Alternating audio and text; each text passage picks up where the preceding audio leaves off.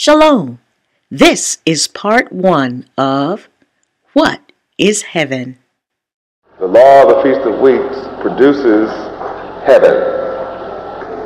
Not everybody who sings about heaven will enter. Not everybody who talks about heaven is going there.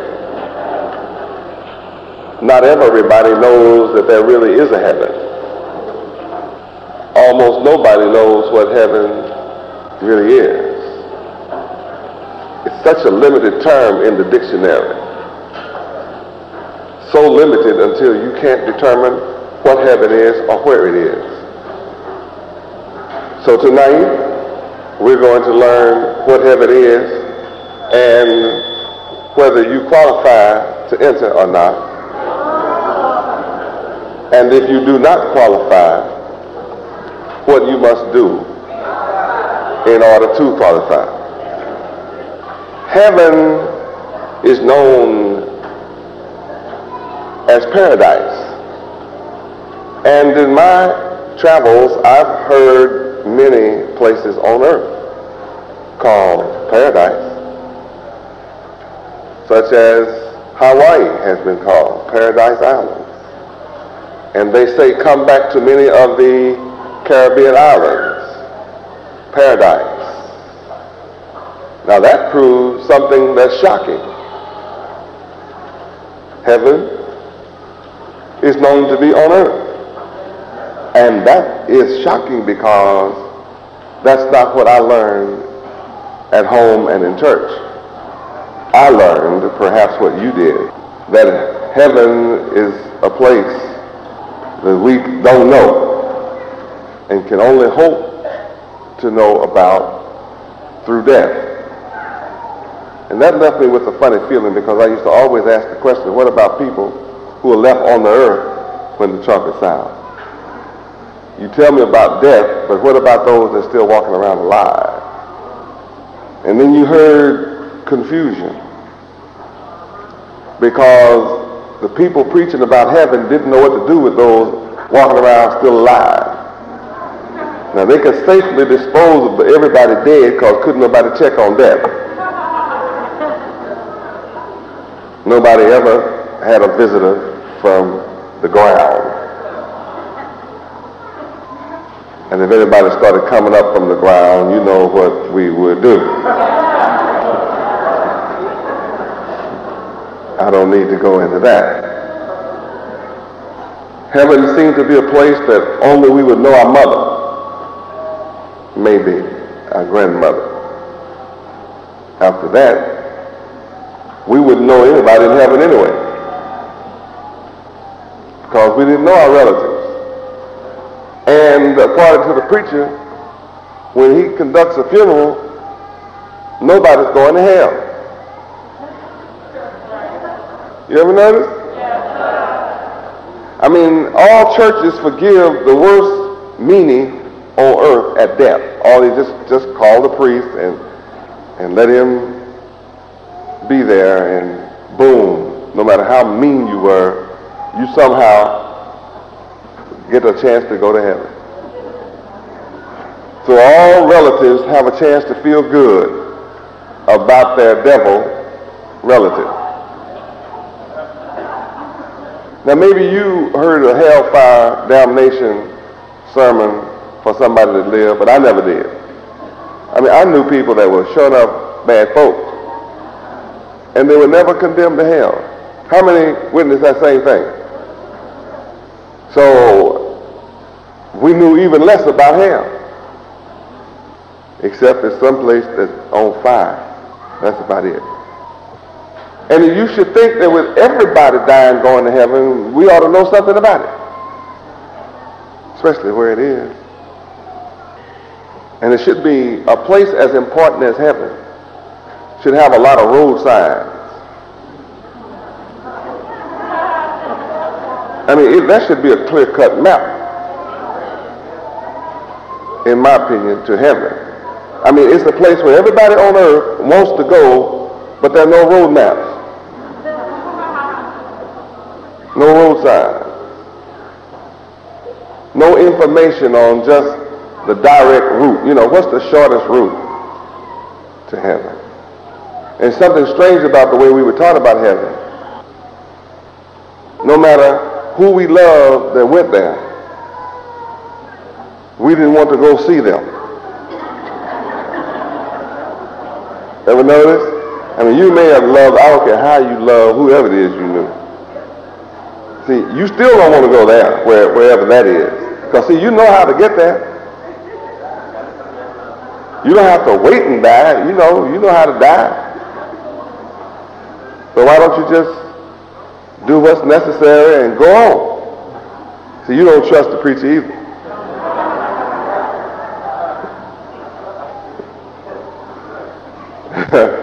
So you say, well, life might be difficult, but I'm hanging around for better days. But yet there are references all over the earth. Shangri-La. How many heard of Shangri-La? So you who are scholars have heard of Shangri-La. You that are not scholars have not heard of Shangri-La. But that's a religious heaven of another people. But there's one thing unique about Shangri-La compared to the Christian heaven. It's in the mountains. See, Shangri-La is hidden up in some caves up there in the Himalayas. And all of a sudden, no matter how much snow and blizzard is around, just whoosh, all of a sudden you're in Shangri-La. Heaven. I mean, everything is blooming, sun is shining. I mean, all around this spot, it is natural born blizzard. You'll never get there normally. But yet, it's a place where people live. And you don't die. You just live on. In earthly, heavenly splendor. Another proof that heaven is on the earth. Now the trick is to cause the people to whom heaven belongs to believe it is outer space and a place you go after death. The enemies to the people of heaven have a vested interest in convincing the people of heaven that it can't be had on earth. And if you watch people from other nations, you discover right away if you're awake. So you have to be awake to see this. You really, when I call it to your attention, you'll realize what I'm about to say. If you watch the people on earth, all nations live, all rulers of the earth live as if they know heaven is only on earth. And there's something peculiar about all the rulers of every nation on the earth. They live in earthly heavens. A lifestyle the opposite of the true people of heaven. The people of heaven are living in hell on earth, while the enemies to the people of heaven are living in heaven on earth. They have all the luxury, everything that you can imagine heaven is. The rulers of the earth have it and live it and enjoy it. They and their children. So why is it that all the nations of the earth keep it secret that heaven is on earth, paradise is on earth? So that they can maintain their rulership under Cain's and Lucifer's lifestyle. The rich are able to live in heaven by exploiting the masses. The people of heaven created for everybody. The whole earth can enjoy heaven when the people of heaven take charge. Now, Lucifer, why is the world opposite now? Because Lucifer didn't want heaven for everybody. He wanted to be ruler of heaven for himself, proving he was jealous of Yahweh's heaven. and Yahweh's rulership and authority in heaven. Since Yahweh had already created heaven, it wouldn't do Lucifer any good to try to create another heaven, because heaven already existed. So he wouldn't get any credit for anything he did heavenly. So he was forced to try to create heaven out of the opposite. I know I was there. That's why I can tell you these things. So you didn't know about this, but I'm telling you because I was there. That's how I'm come down. I'm bringing heaven. Heaven is coming down to the earth. It comes down with me. And I have heaven with me, but in your underworld thinking, you can't see it. Not only can you not see it, you have no concept of what it is.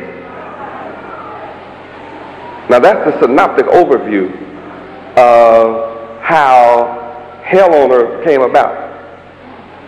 See, Yahweh just said, okay, Lucifer, now I'm going to kill you for this, but not now. I'm going to reserve you for the end of your rule. See, your rulership has an automatic limit. 6,000 years is as long as yours will be able to last without bringing self-destruction and destruction of all the earth and what I put in motion. So take your opposition and see if you can create heaven on earth. And if you can, I'll let you do it.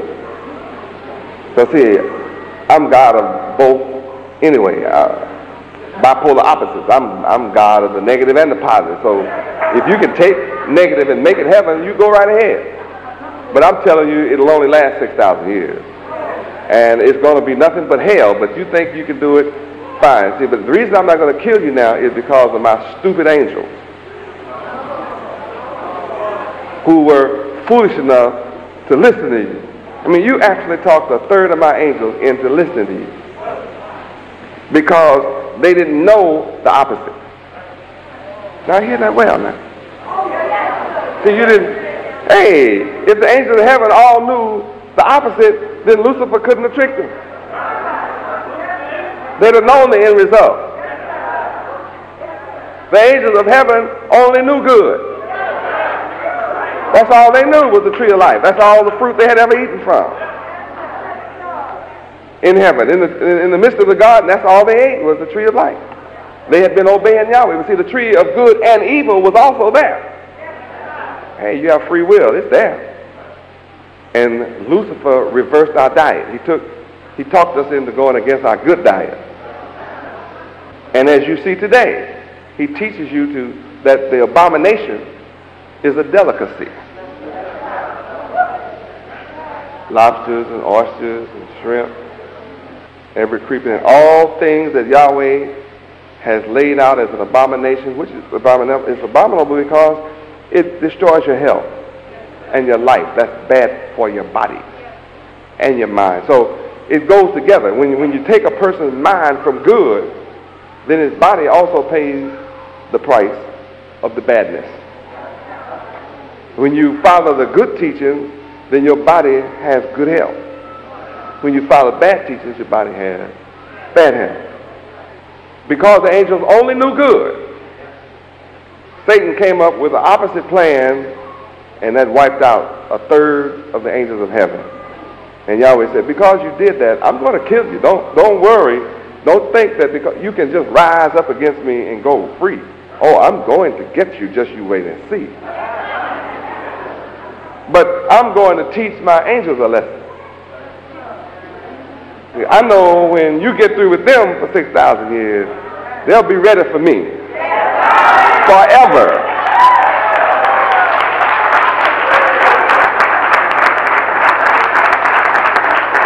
Praise God. So see, when I told Satan that, he said, okay, I'll be ready for you. I'll have your angels ready to curse you to your face when you come. They won't even know you when I get through with them. So well, go ahead then. Lucifer actually thought he could exercise more power than I in 6,000 years. The whole thing was he really knows he's inferior to me. But the power that he felt he could exercise was in keeping the angels of heaven deceived against me when I come, and that I would never be able to recover you. And that's the way he felt he could get back at me and defeat me, was to take my loved ones from me and cause them not to know me when I come for them, and not receive me when I come for them, and that they would laugh at me and mock me, be stiff-necked, hard-headed, and rebellious against me when I come. And I said, go ahead. I'm going to show you, and I'm going to show you, and you'll see that I'm God of gods. You may be a God, but I'm going to show you who's the God of gods. Now you watch.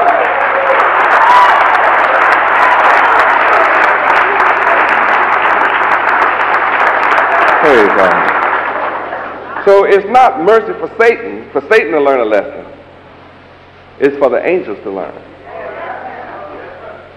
And now I am here proving Satan is a liar.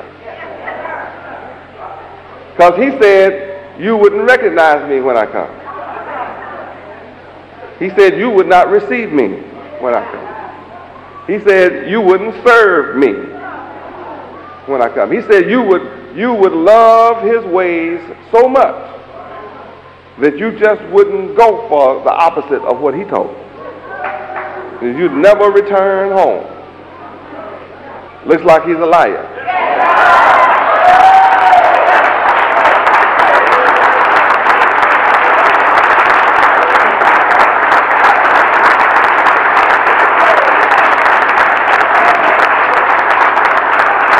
Praise God. Satan, from his inception, was and is an enemy to the people of heaven. So those of us who don't know where heaven is are the people of heaven. And those who think heaven is one place in the sky, Satan is a liar. So it's the opposite. It's right on earth. Gold, just like gold and silver is the real money, so he gives you the opposite. Paper.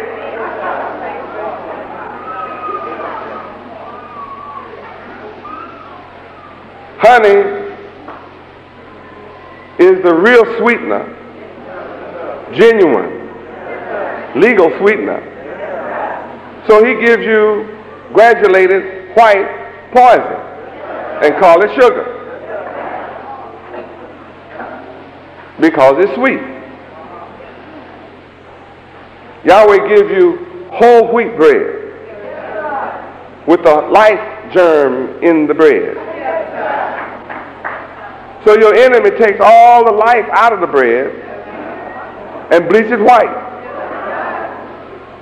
And you eat bread that has no life in it.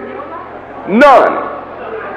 And in case the crust just look brown, you'll tear it off. If it just looked like life, you'll tear it off.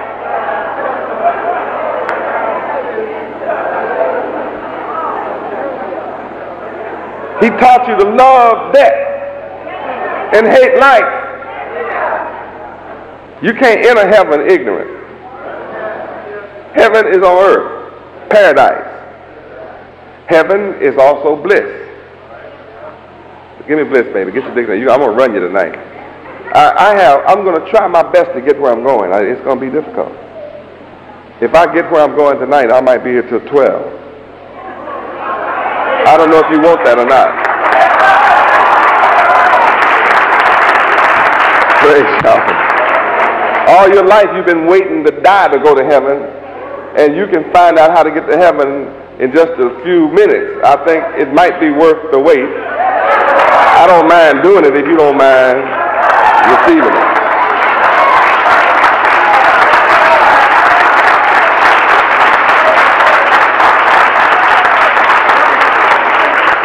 Praise God. When your feet get tired, you can stand up and cheer, but see, my feet will be tired right on. And I don't mind them being tired for you. Bliss. Bliss. Supreme happiness. Heaven is bliss. Now, your enemy told you you had to die to get to supreme happiness. When heaven is simply supreme happiness. You know what supreme means? The ultimate, the highest. There's no, the epitome of happiness. There is no happiness greater to any degree. That is it. Now I'm telling you, you can have supreme happiness on earth. That's what I represent. I am supreme happiness. That's who I am. Praise Yahweh.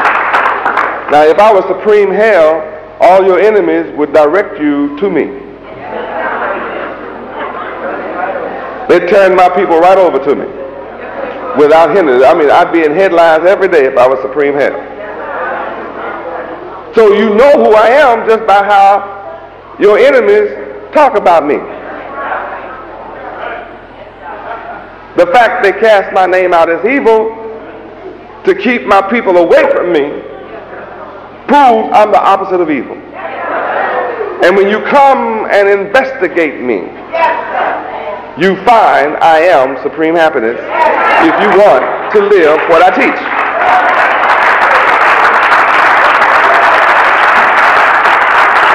Praise God. Now all the day long you're taught supreme evil from the bottomless pit. All right, bliss, baby. Bliss. The joy of heaven. All right, supreme happiness. How many would like to have forever supreme happiness? You sound, your hand seems to indicate that you really kind of have an idea what that means. Supreme happiness means nothing else enters your mind. Nothing negative, no downers.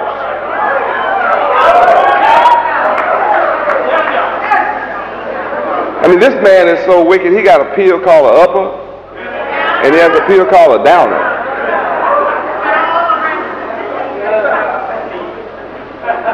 He can speed you up and slow you down. He can take you out and bring you back. This devil is awesome. And teach you to love an upper, a temporary upper, and then teach you to love taking a temporary downer. When you can have supreme happiness eternally, continuously, non-stop. One supreme orgasm that just don't quit.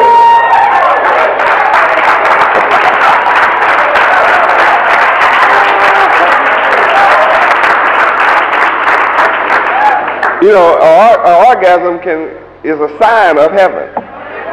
That's all it is. Yahweh doesn't let you have too much of it too long at a time. It's just too much. It'll overwhelm you.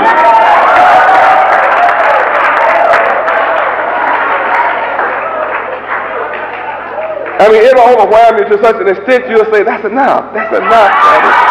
Oh, baby, that's enough. I can't take no more. That's enough. See, I'm the God of supreme happiness. I know what I'm talking about. And I know what to do. Oh yeah, because I created heaven, so I know how to make the heaven. Oh yes, I do. I know exactly where heaven is. The direct route to heaven. Straight out. I don't have to go around no routes or nothing. Right? Straight to heaven. And it's celestial too. It truly is a mind thing. You can connect through the terrestrial. So you can be on the terrestrial and enjoy that celestial. Oh yeah. And that ought to tell you about heaven. See, it's right here. Everything I need to enjoy heaven, I have it. Right here within myself. I can make myself feel good. I just be narcissistic. I look in the mirror and just, oh, wow. You look good, Yahweh. Just get right off right there. Just look at myself and just, wow. Be supremely happy just from myself. Oh, yeah, you know how it is. Some of you know what I'm talking about. You can enjoy heaven on this earth from within yourself. That ought to tell you where it is. Dead means you don't get that no more. Child, going back to bliss. Bliss, heaven, paradise. There's the word. Paradise. That's an earthly phenomenon. Read. A cause of great joy. A cause of great joy. You can have great joy on earth. Go ahead. Bliss, delight. Delight. There are many delightful things. And there are many delightful thoughts. You just don't have to die and go to another planet to have this. You have delight right here. See, I'm painting the goal for you before I take you to the point of whether you qualify or not. Bliss. Bliss, happiness. Happiness. Heaven is happiness. That's a state of mind. You don't understand that all these points are state of mind? All of which are attainable in this life with Yahweh. Okay, come on. Felicity. Felicity. How sweet felicity is. Right? Now you don't know what it is. Come on, yes, sir. You've never looked up felicity in your life.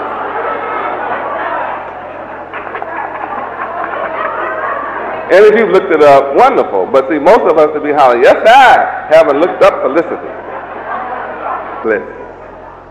Bliss. You're going to look it up now. I bet you look up felicity now. Want to know how to spell it? Spell it for me, baby. Felicity. Felicity. Felicity. Bliss. Bliss. Enjoyment. Enjoy. Listen, heaven is enjoyment. But what you experience on earth is a temporary enjoyment. Heaven is continuous. Get the point? Heaven is not a temporary phenomenon or state. It's a continuous, eternal state, never ending. It never changes. All of that is attainable on earth with Yahweh. Read. Delectation. Who? Delectation. Delectation. Delicious? Delightful? Delicious? Yeah. I know you're going to look it up, huh? Spell it for him, baby. Delectation. Delectation.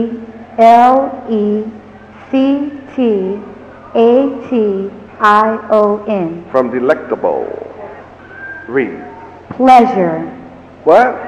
Pleasure. You don't have to die to have pleasure. In fact, I've never seen a dead man say it feels good. They have those men that like to lay with dead women, you know, after they die. What's that word? Necromaniac. He's a necromaniac. And not one woman, dead woman, ever said, that's a delight. Pleasure is on earth. Read, baby. Luxury. Is that off the earth or on earth? On earth. Luxury is heaven. Where the Arabs live. The rulers of India. The rulers of all countries. Proof where heaven is. Proof you don't have to die to enjoy luxury.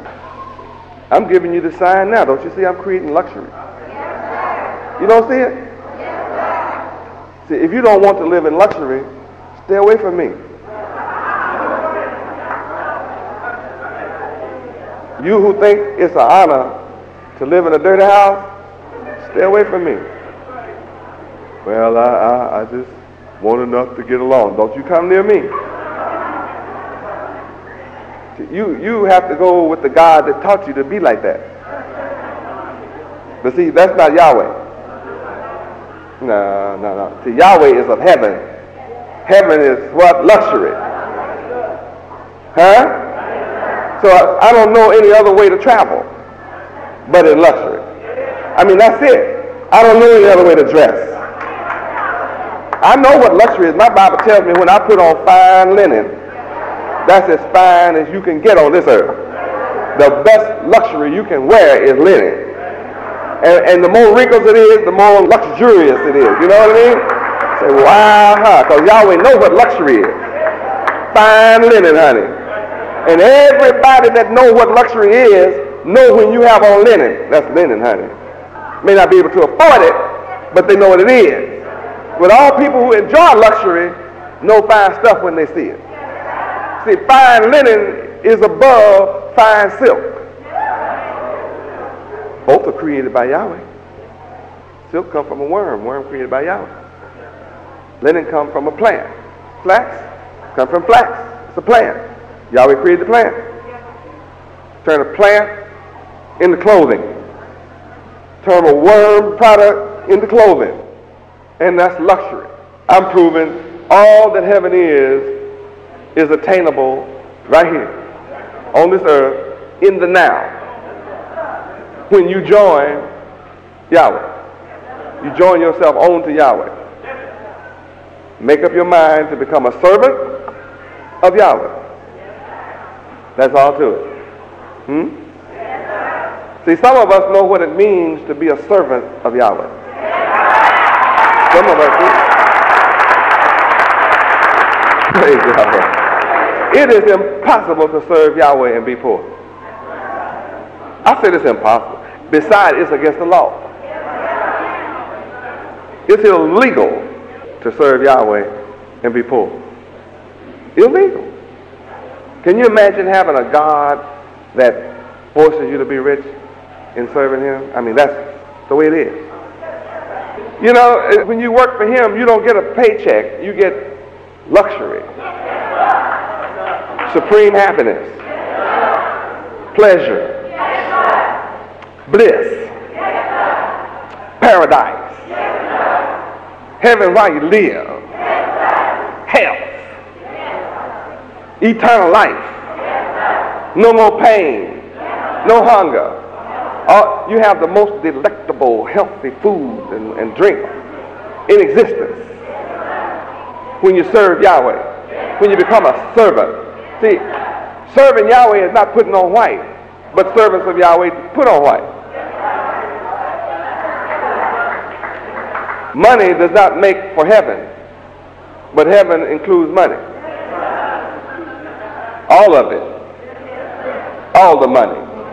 I insist that you have all the money. I have a plan where you'll always have all the money. Even if you pay somebody a wage, all the money will still come back to you. I got a plan. I got it planned like that. It's already written. That's my plan. Oh yeah, you can't ever lose it. It'll always be in your treasure. Even if you pay 100 million people in another country to work for you and labor, still all the gold and silver come right back to my treasure house. That's my plan. I got it fixed like that.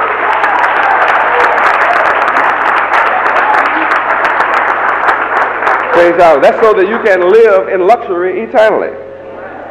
As my wife, as my sons, as my daughters, as my children. I have a plan, an eternal plan that guarantees you living in luxury forever. Cannot fail. Right on this earth. And if you didn't know it, the earth, I created the earth to be inhabited forever. Where? Ecclesiastes what? 1:4. Some of you thought the earth is coming to an end. Yes, you did. Yes, you did. The world is coming to an end, but not the earth. The world is definitely coming to an end. It doesn't have long to go. But the planet Earth shall remain forever with us on it. So don't worry about going to heaven somewhere. I'm proving heaven is on earth. If you never going to go somewhere else, then it's got to be here. Ecclesiastes 1:4. Read and see. Read. One generation passeth away, and another generation cometh, but the earth abideth forever. Now, somebody told you the world was going to be destroyed? Or the planet? You didn't understand, did you? This Feast of Weeks has taught us there are many worlds. There's an underworld, there's a world we are, there's a heavenly world. Some even speaks about 7 heavens. Check out the earth. The earth is made to be inhabited how long? No matter who has passed away before us, see, the earth is still here. So where is heaven? Now that helps to change your whole attitude about life. Just discovering where heaven is. And at the same time, I'm teaching you what heaven is. And then I'm going to teach you whether you qualify or not, your present condition. I think some of us know a lot about our present condition. But you're learning a great deal this week about your present condition. But you got to learn a lot more to get from where you are to heaven. Now we're discovering it's a state of mind. Bliss is a state of mind that creates a condition for luxury. Luxury is both a state of mind and reality. In the real world, like convenience of air conditioning on a 110 hot day, you be cool. That's luxury. Riding in your automobile for an even temperature, no matter what it is outside, is luxury. And to be able to get a new one without sorrow about the payments and get the one you want is luxury. And to have a water bed instead of a hard bed can be luxury. And to have a supremely happy mate instead of a hell raiser, instead of one that's raising Cain, that's still raising Cain, is luxury. Last thing you want, brother, is a sister raising Cain. Sister, the last man on earth you want is a brother still raising Cain.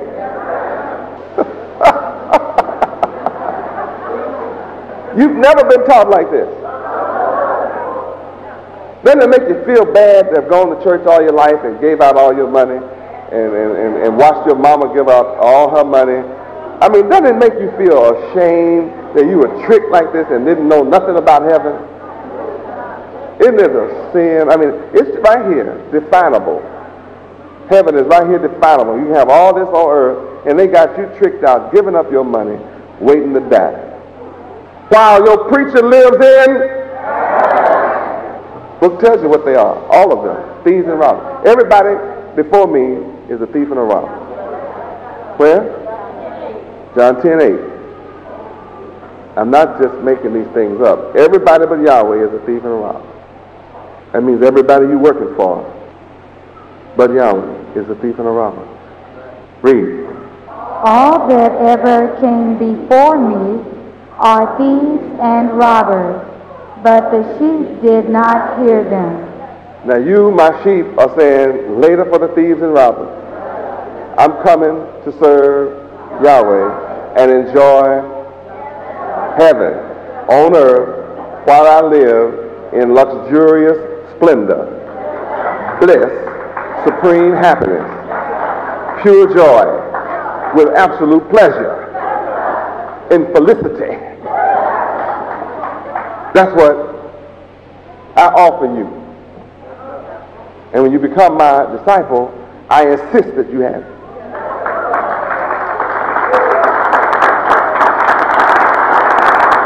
Praise God. Bliss. Bliss, joy, joyousness, exaltation, elation, rapture. Wait a minute.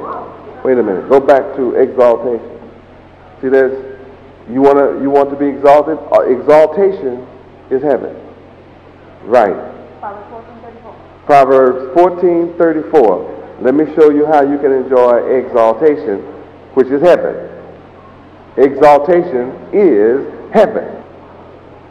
It's a law. It's the law of Yahweh for you to be exalted. It's against the law of Yahweh for you not to be exalted. And you have to break his law to not be exalted.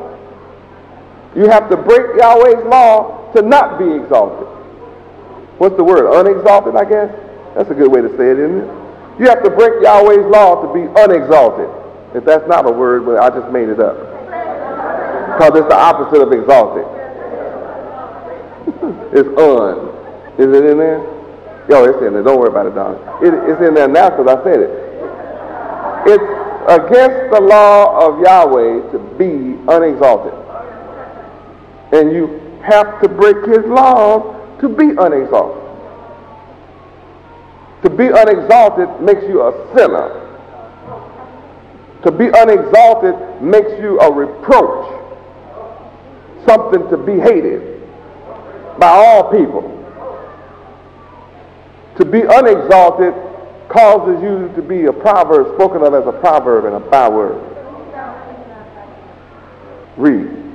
Righteousness exalteth a nation, but sin is a reproach to any people. Breaking the laws of Yahweh is a reproach to any people. What is reproach? Turn to it. Shame, disgrace. Reproach. To find fault with a person, group, etc. Blame. Censure. To upbraid or scold. To be a cause of blame or discredit to. Blame or censure conveyed in disapproval. An expression of upbraiding, censure, or reproof. Disgrace, discredit, or blame. A cause or occasion of disgrace or discredit. An object of scorn or contempt. Back to bliss. Look what it takes to be in heaven. Righteousness. It requires exaltation. Heaven. Doesn't this make you want to go back and slap your teacher upside the head? I mean, why didn't you teach me what it took to be in heaven, man? What did I go to school for? Spent up all my money in college and didn't learn how to be exalted. Makes you want to, I'm just being funny when I say that, but it makes you want to lash out at somebody that wasted your life. Nobody taught you how to be exalted. Enjoy heaven. What's the purpose of education if it's not to enjoy heaven? Everybody in the world is searching for heaven, and they're all cracking up about it. They've all joined on to Cain and become a co-conspirator with Cain. They are better known as cocainites. Looking for what? A high. See, the whole world is willing to pay for a high. You just as damn drinking vodka as you are in crack. Both do the same thing to you. Destroy you. Strong alcohol and cocaine will do the same to your potency. Do the same. Take your potency, your strength. Look at this class tonight. This part is almost finished. I don't have much time left for this part. I'm telling you where heaven is and what it is. Shocking. But it's true nevertheless. Who knows more about heaven than the God of heaven? Bliss, baby. Bliss. Elation. Elation. Isn't that a mind thing? Sounds to me like that's what that is. Putting away half of the book already. I'm just on one word. As usual. Bliss. Bliss. Rapture. Rapture. On earth. Ooh, I'm just raptured. Wow. Not the sky virgin. We're talking about this thing right here on this earth right now that you can have. Enjoy. Yeah. Bliss. Bliss. Jubilation. Jubilation. Jubilee. Jubilation. Isn't that something? Where do you have jubilation? Where are jubilees held? On earth. You can't verify jubilee anywhere else. But we can verify jubilee on earth. This concludes part 1 of What is Heaven? Loading. One moment, please. The new Yahweh Ben Yahweh website now offers the latest in streaming technology to aid you in your study of the laws and teachings of Yahweh Ben Yahweh.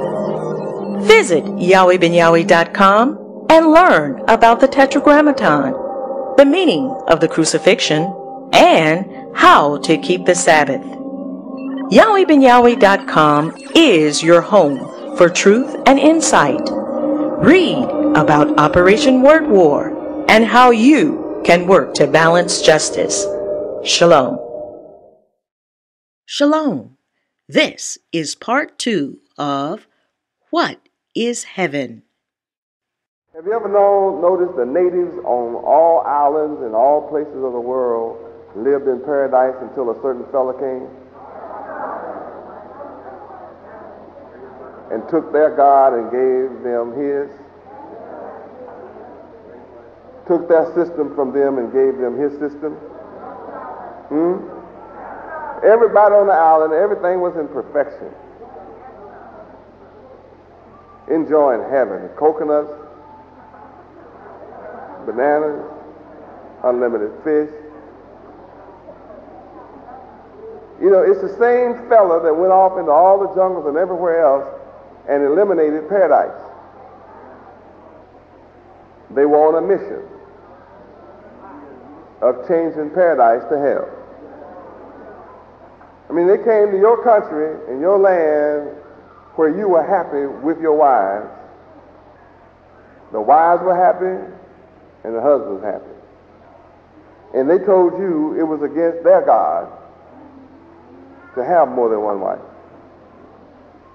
And in America and under him, all women are unhappy. They're all unhappy. And they're all fighting over somebody else's man. Instead of being happy with one man, they just like a bunch of men. That's not my subject. I'm just telling you, everybody was happy until a certain fella came along.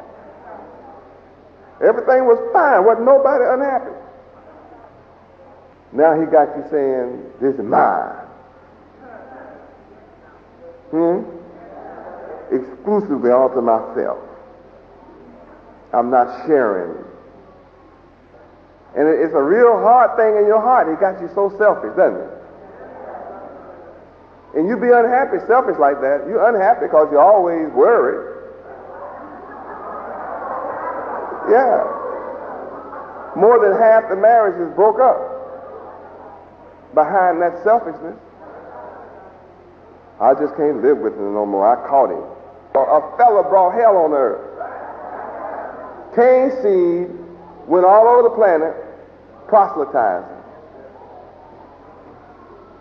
and changed paradise, changed happiness into unhappiness. And he did it if he had to destroy the natural economy. And if he can't destroy their natural economy, then he comes in with his teachings and makes them unhappy with their heaven.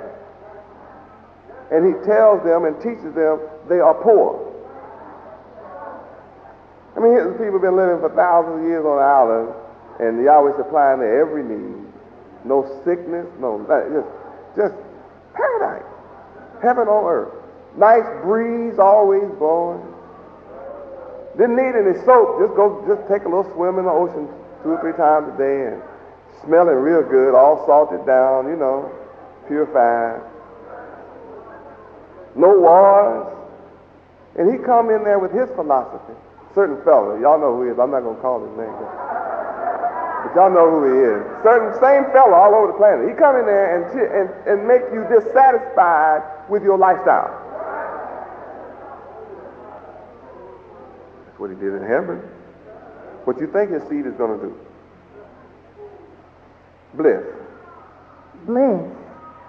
Ecstasy.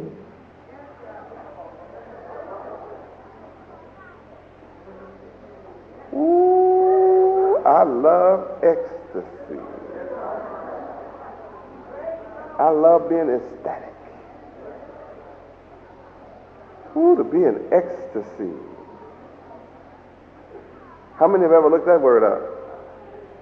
Some of y'all have looked up, y'all must have been looking for heaven.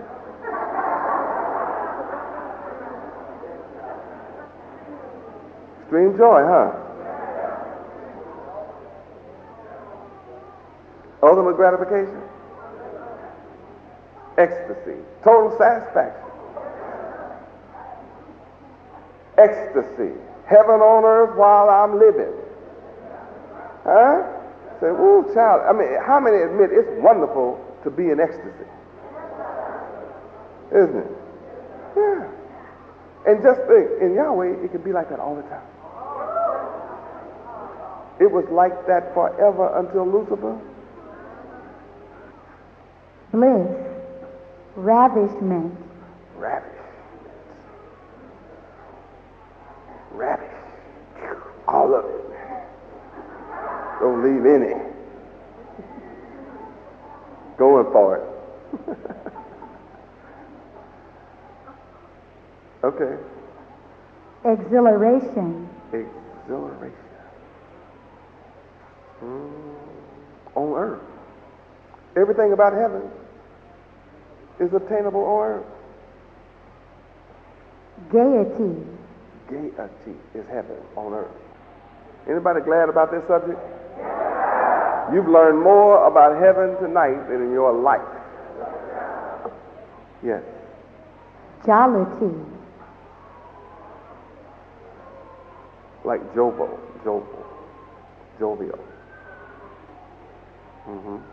Gladness. Heaven is gladness. Have you ever been glad on earth? Anybody ever been glad? Well, you can be glad all the time. See, it's a fella on the earth that's blocking your heaven and ecstasy and luxury. And he's called Satan. And where does he reside? In your mind. Where does heaven reside? So where does hell reside? Who's responsible? We're responsible for Satan residing in our mind. We didn't have to accept Lucifer. I mean, he only enticed you, invited you. Same today. Wicked people just invite you to be wicked. They don't force you to be wicked. You smoke? No. Well, try one. I don't care to. Why not? It won't kill you. Lie right there. Come on, just try it once. I mean, it's act like they're on a job or something.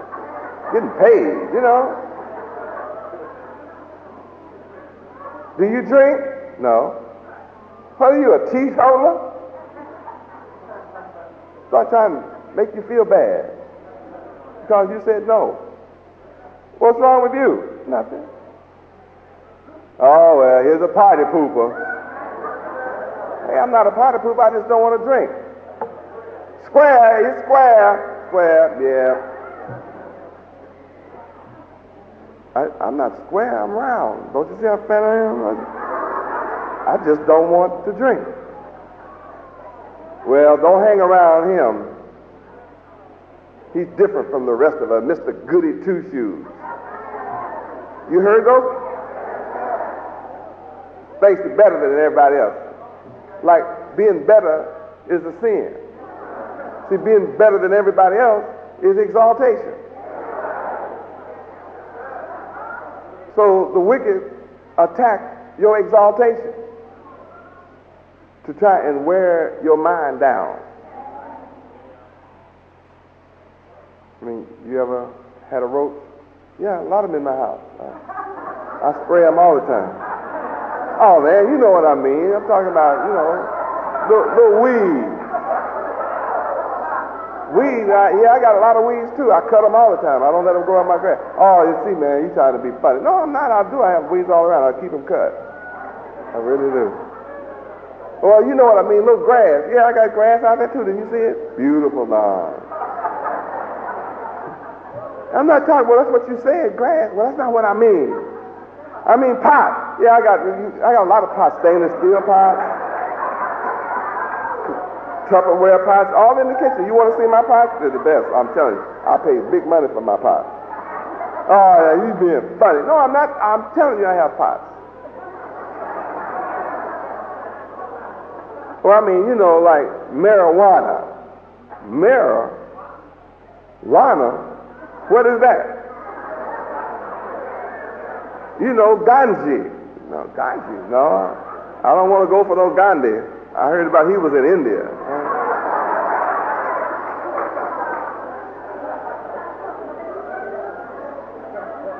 Will they leave you alone? They keep on trying. Well, look, it's a funny kind of cigarette. Well, I don't want to smoke. Hey, it won't hurt you. It'll make you high. I'm already high. But I mean, try it. This is really neat. Gold. This gold. I mean, it told me marijuana is gold now.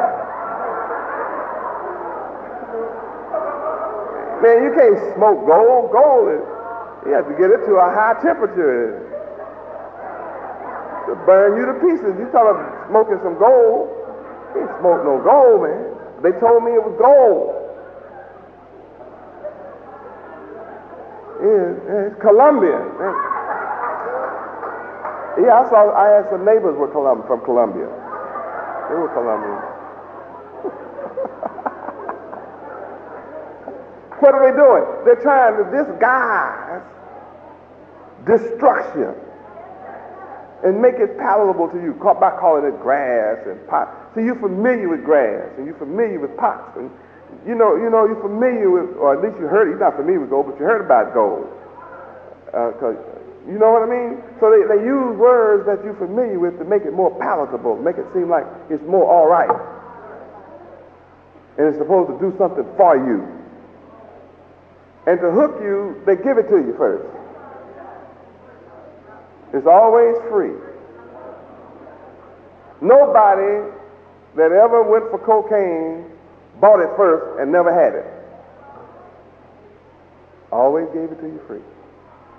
And when they give it to you, they say, see, it won't hook you. Man, they lie. You quit anytime you want to. The only time you quit is when your money run out and you can't steal enough to get any more, and you quit against your will. But they don't tell you that. Now you're after a temporary, superficial, earthly, terrestrial, chemical high that you pay big money for. It costs you your wealth, and it costs you your luxury. You lose your luxury going after that high that you pay them for. Whereas Yahweh gives you a high that you don't ever have to come down.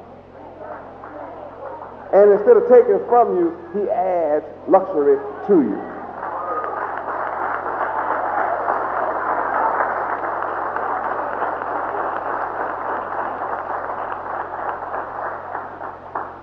Bliss. Bliss, cheer, glee, Glee, G-L-E-E. joyance, enchantment, transport, captivation, fascination. Where does all this take place? In your mind. My Lord. Gratification. Gratification. Heaven is gratification. Where you get that? I mean, that's on earth, right? Be careful about asking you where you get gratification. But it is on earth. You ever been gratified? Yeah, see? How many of you been gratified? You've ever been gratified? If you don't know anything about gratification, you're missing out on heaven. You can't understand what heaven is about if you've never been gratified. See, you don't even have a sign. You don't have a reference point to heaven. Gratification gives you a reference point. Only in Yahweh, it's just continuous. There's just no letdown. You know, it's always like that. How many want ecstasy and ecstatic gratification just continuous, just 24 hours a day? When you go to bed, you go in ecstasy, and then you dream ecstasy, and when you wake up, you're still in ecstasy, and you spend all day in ecstasy and bliss and joy and enchantment and felicity, supreme happiness, just eternally. Anybody want to live like that? Well, you can. Yahweh is the way you live like that. Because Yahweh is the creator of heaven. That's why. Yahweh gave you the propensity and potentiality for gratification. Oh, that's wonderful. I like that. I love gratification. Bliss. Fulfillment. Fulfillment. Filled to the full. That your cup overflows. See, that's a part of heaven, huh? It's so good, you don't even need another refill. It just overflows. Just keep on going. It's just, How many would like that? See, that's what I offer, just a continuous overflow. Unending. Yes, I do now. I'm so powerful that I can give it to all of you and never lose my gratification. That's how powerful I am. See, I'm joy to the world and still have mine.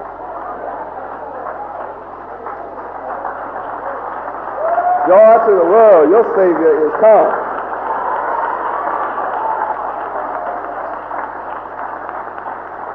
Let heaven and earth rejoice. See, I keep everybody in heaven happy while I'm on earth. That's how powerful I am. I'm incredible. I know.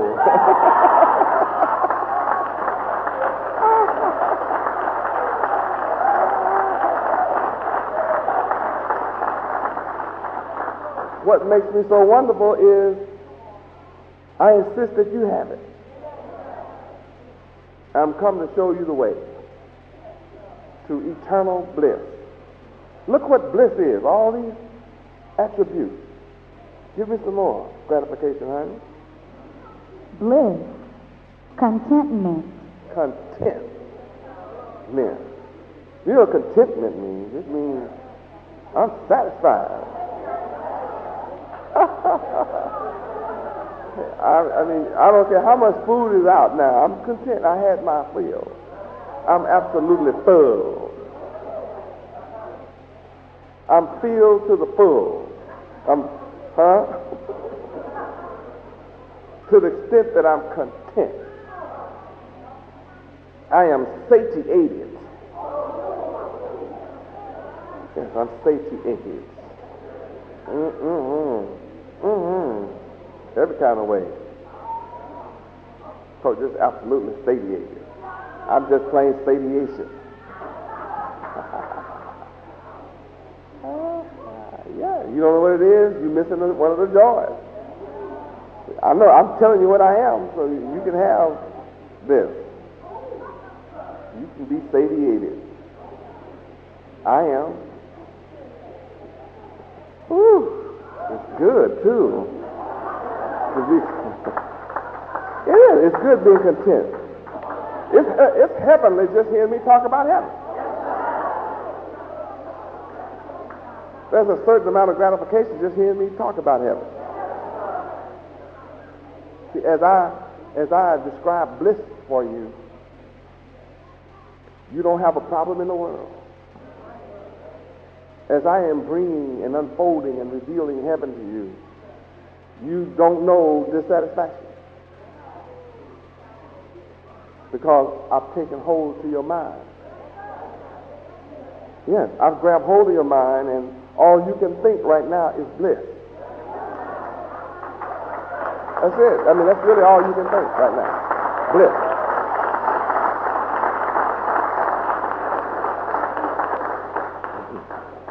Bliss. Glory. What? Glory? Glory? Glory. Heaven is a glorious state of mind that brings about a glorious condition. And you just say glory to Yahweh, the giver. Glory to Yahweh.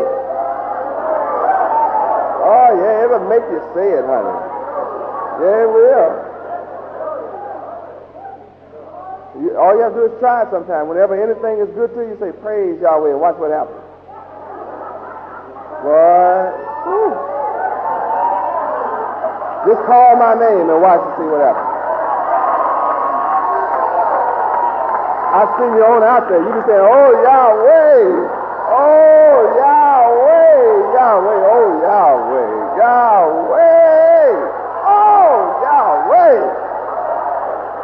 And the more you call my name, the better it is. It's glorious. Glory, child. Glory. Extolment. Laudation. Acclaim. Acclamation. Kudos. Accolade. Magnification. Citation. Eclat. Tribute. Testimonial. Credit. Recognition. Eulogy. Eulogium. Eulogization. Encomium. Panegyric. Exaltation. Glorification. Honor. Crown. Approval. Approbation. Paean. Dignity. Stateliness. Courtliness. Solemnity. Gravity. Majesty. Nobility.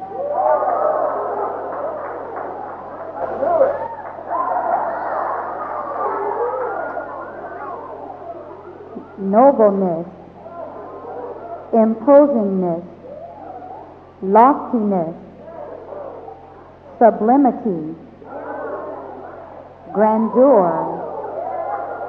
Exaltation. Gloriousness. Worthiness. Excellence. Impressiveness. Eminence. Prestige. Notability. Fame. Illustriousness. Repute. Reputation. Notoriety. Notoriousness. Renown. Distinction. Note. Name. Celebrity. Popularity. Popular favor. Vogue. Figure. Mark. Object of pride. Boast. Esteem. Admiration. Appreciation. Respect. Honor. reverence, veneration, adoration, worship, benediction, blessing, venison, Hosanna,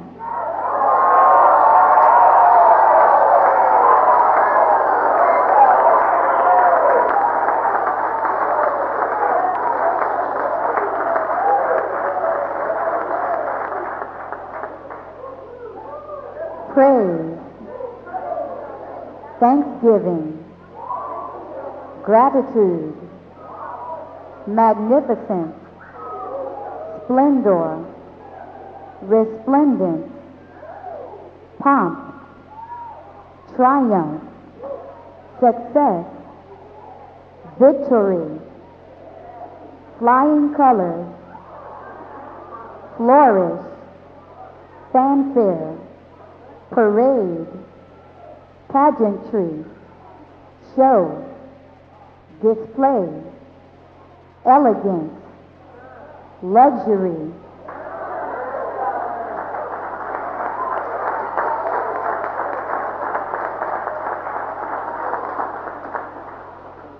affluence, state, prosperity, good fortune, heyday, prime, zenith,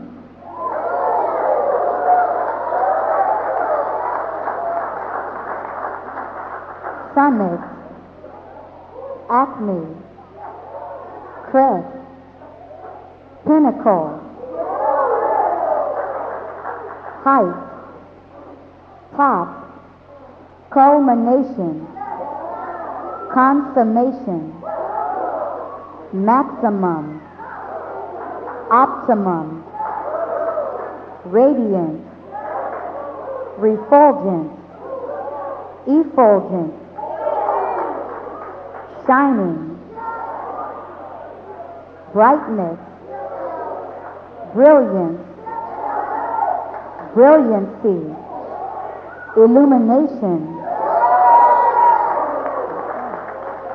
luminosity, glitter, sparkle, shimmer, glimmer, dazzle, luster, sheen, gloss, omniscience, omnipresent,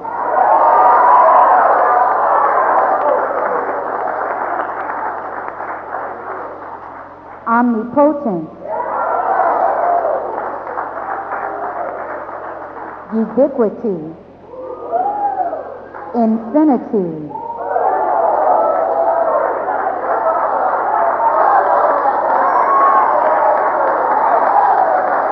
Praise God. I can't take it. I have to stop for a breather, get a drink of water or something, take a break. This ecstasy is getting to me. Do you understand that all of these attributes belong to you? That every one of these words is your inheritance? And that all nations of the earth expect you to exhibit these qualities? And all of this state of mind creates a heavenly condition in the physical world.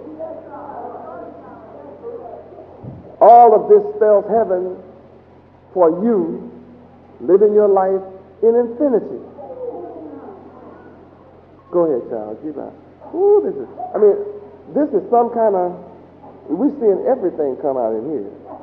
Effulgence, luminosity, great light. You come into the light. Now you seek the great light. So what are you seeking? Heaven. Everybody is expecting you to be omniscient, omnipotent, omnipresent. You. If the Holy Spirit of Yahweh is omnipresent in you. And at the same time, everywhere.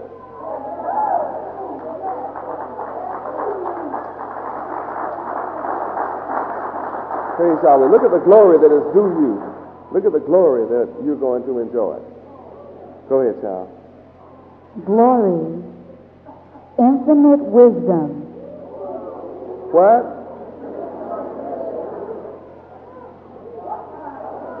That's your inheritance. And that is heaven. And you don't die to get that. That's on earth. That's to be inhabited forever. Any of you want infinite wisdom? All you have to do is receive me. That's what I am, don't you see? Aren't you beginning to tell that my mind is divine? And if you don't understand my mind is divine, it's only because you don't understand divine.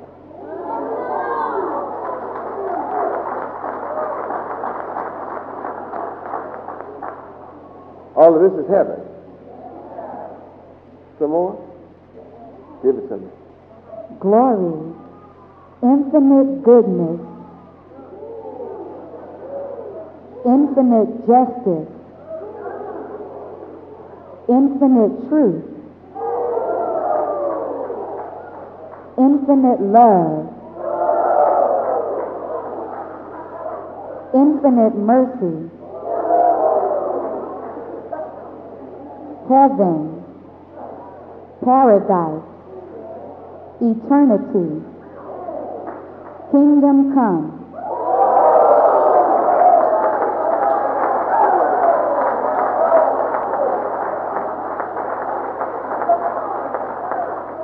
Not kingdom go. Kingdom come. Yeah, not go to kingdom. Kingdom come. Where I am. I'm on earth. See, the prayer lets you know you can't go somewhere else, so you have to have heaven come to earth. And it happens one way, by the will of Yahweh. Let thy will be done. Where?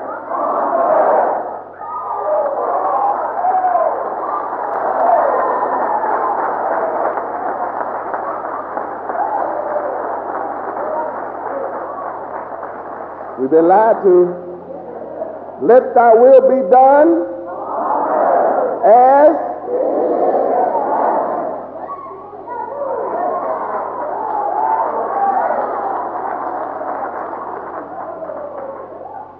in the moment you have a heavenly mind, you'll have heaven on earth.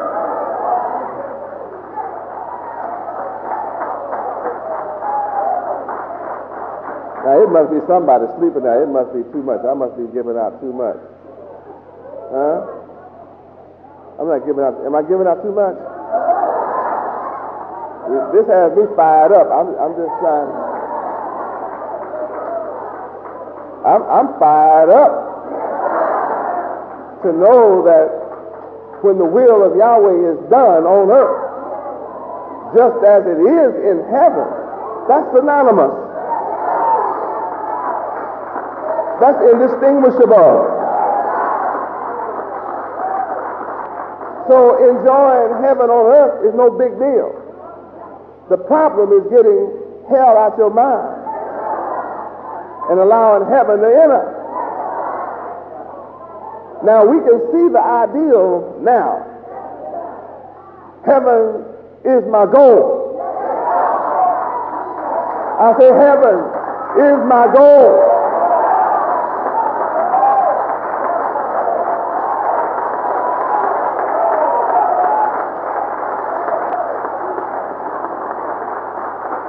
Now, with all of this knowledge of heaven in the book, the people that put you in slavery didn't allow you to read for 310 years. So you would never discover heaven. And then when they said it was safe to free you in 1865, they knew they had succeeded in killing you spiritually and mentally. And then it was safe to let you read their teachings from Lucifer and Cain. So what you were taught was the opposite of this. That tells you the nature of your teacher. And now your wicked teacher is no longer the subject. The subject now is the teaching. Yeah. See, the teaching is the problem now. It's no longer the teacher. It's the teachings are in you that makes for your earthly condition being the opposite of heaven. And if you don't recognize your mental condition, you'll never get to heaven. Not everybody talking about heaven is going to enter. See, talking about heaven just isn't going to get you there. See, we've been talking about heaven all night. But you still can't get there. At this moment, heaven is still an unattainable goal, though you now have an insight to heaven as to what heaven is. Now, you can view it like going to the mountaintop. You can see heaven. See, that was symbolized by Moses. Moses was allowed, he was taken up in the mind and allowed to look over into New Jerusalem. But since he left Egypt with the old man, the old mind, the mind of Egypt, he was not allowed to go physically into Old Jerusalem, which was a sign that you would not be able to enter New Jerusalem unless with the old mind. So you will have to leave America mentally. Give up all the teachings you learned in America, Egypt, if you want to enjoy heaven, or if you want to miss it like Moses did. See, Moses was skilled in all the wisdom of Egypt. He was running for his life because he didn't know he was exiled away from his own people, because he didn't know Yahweh's name. I said Moses did not know Yahweh's name, but he knew everything about Pharaoh, Pharaoh's court, Pharaoh's teaching. He knew all of Pharaoh's teaching, but all of Pharaoh's teachings didn't free him or the children of Israel. He couldn't lead the children of Israel out of slavery with Pharaoh's knowledge. Are you hearing me? And all the PhDs and masters and bachelors and engineers and whatever you can learn in Pharaoh America's court system of education, you cannot free your people, neither can you free yourself. You are bound to remain in hell. You are bound to be a servant to people who abuse you and use you and misuse you. You are bound as long as it's forever. You are bound forever to America, to be their tool and their fool as long as you retain their knowledge. You will have to do like Moses and learn about the God of your fathers, Abraham, Isaac, and Jacob.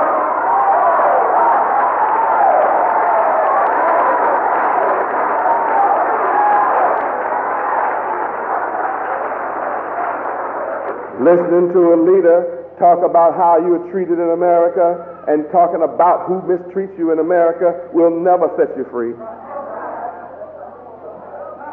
Moses knew all about Pharaoh's teaching, but it took Yahweh new knowledge he didn't have. That's you. It takes a knowledge you do not have to enter heaven. Now, Satan is so skillful with his teachings in America that you are brainwashed and programmed to believe you are already free, that you can do whatever you want. though in reality you have more restrictions than you ever dreamed. But you're satisfied to be able to go from street to street and town to town and movie to movie. And it's all right with him as long as it's dirty and nasty and filthy and wicked. Now heaven is all these things you're talking about, including luxury, eternity, infinite wisdom.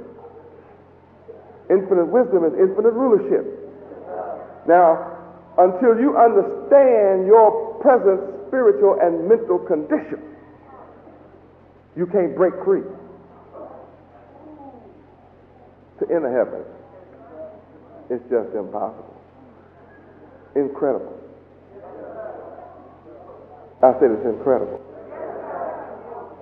We've learned more about heaven tonight. Incredible.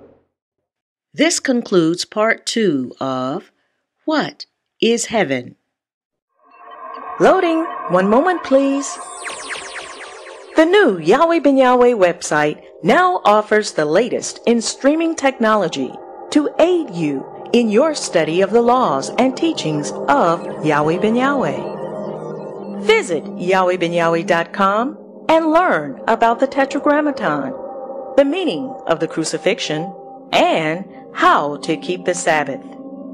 YahwehBenYahweh.com is your home for truth and insight. Read about Operation Word War and how you can work to balance justice. Shalom. Shalom. This is part 3 of What is Heaven? Promised land.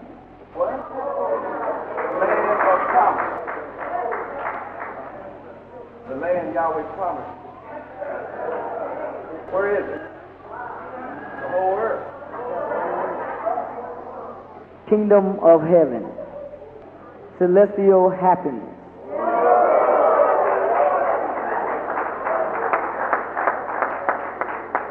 Eden. Where was Eden? On earth. So Eden was what? Heaven where?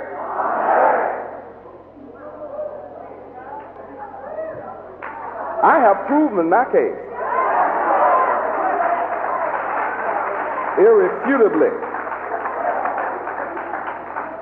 Genesis chapter 1. Where is heaven located? On earth. Where on earth? In our mind. It's just some more dirt if your mind is not right. Genesis 2:8. Genesis 2:8. Read. And the Lord God Yahweh planted a garden eastward in Eden, and there he put the man whom he had formed. Heaven right on earth. Genesis chapter 1, verse 1. Read. In the beginning, Yahweh created the heaven and the earth.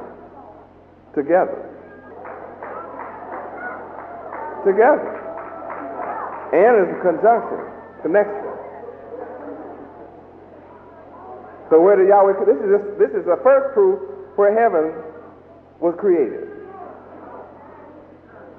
And if you travel out in space and look back at the universe, there's only one beautiful planet. It's blue, the beautiful blue. All the rest of them are dead. They don't look, you don't see life. The most beautiful planet. You know it's heaven just when you get out there. You be coming right back. You say, no, I'm going to hang out on Mars. I'm going on back to Earth. I'm going to heaven. In this particular universe, that's the only heaven there is, earth.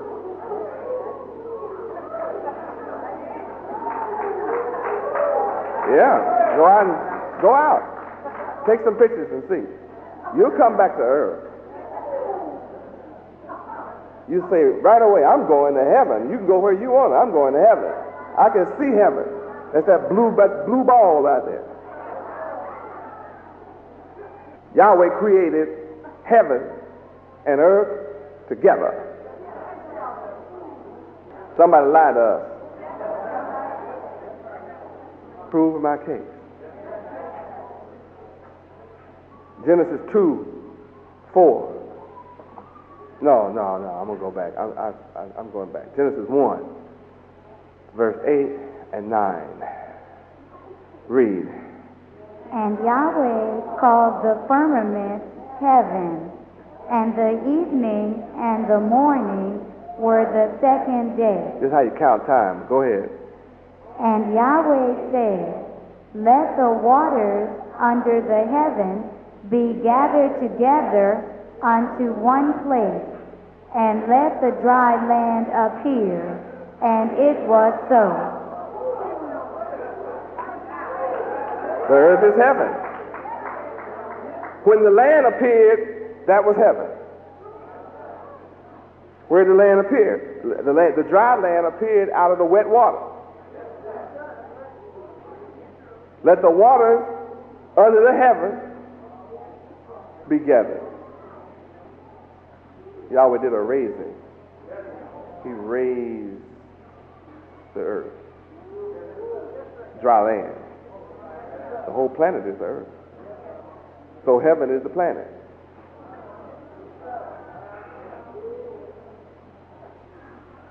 Heaven. Genesis 2:4. Read. These are the generations of the heavens and of the earth when they were created, in the day that the Lord God Yahweh made the earth and the heavens. So that's interchangeable. See, the first time he said heavens and earth, then he let you know it's the same. Then he reversed and said the earth and the heavens. Meaning they are what? They're together. So where is heaven located? Somebody tricked us. Heaven is a mind thing. Genesis chapter 11, verse 4, you see heaven is a mind thing.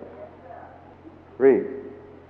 And they said, go to, let us build us a city and a tower, whose top may reach unto heaven, and let us make us a name, lest we be scattered abroad upon the face of the whole earth. They failed to make of themselves a good name because they were subordinate. They were inferior. They had an inferior mind. Children of Cain. So they were scattered. But notice what heaven is, a good name. On earth, a good name. They wanted to reach to heaven, but they were incapable. They were unable. See, they had already killed Abel. So they were not qualified.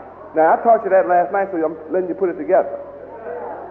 See, they murdered Abel. Abel was in the ground, in the dirt. That's where you are, in the ground, in the dirt. But I'm here to resurrect you out of it. You have to understand that's your condition. Now, I've gotten rid of that, a whole part of another book. That's the only way I'm going to get through is don't do this part of the book. It's a lot of books. I'm just doing one page. That's the second page, but I have a whole book. That's the way it is. I've only taught you, not even a page, I taught you a word. I've carried you through heaven and earth with one word.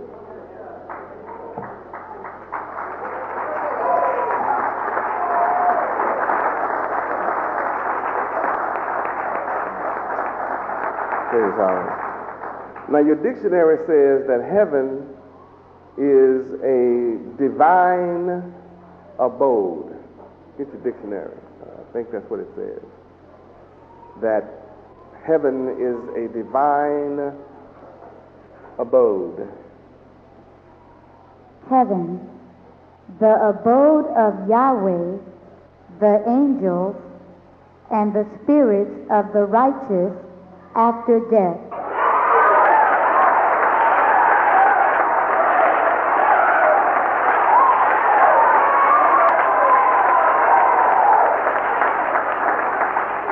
Your enemies knew, the enemy of Yahweh, the enemy of heaven, the enemy of the people of heaven, the enemies of the sons and daughters of heaven, they knew they could put this in the dictionary and know which way you would take it until your Savior comes.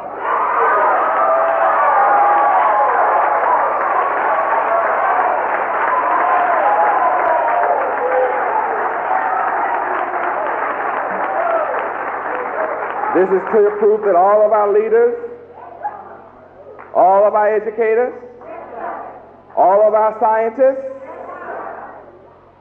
all of our doctors, all of our lawyers are not only blind, deaf, dumb, ignorant, but also dead.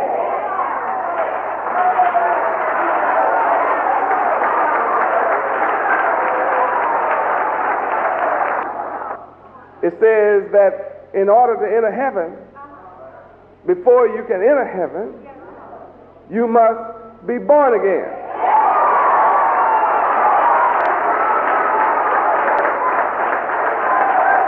Praise Yahweh.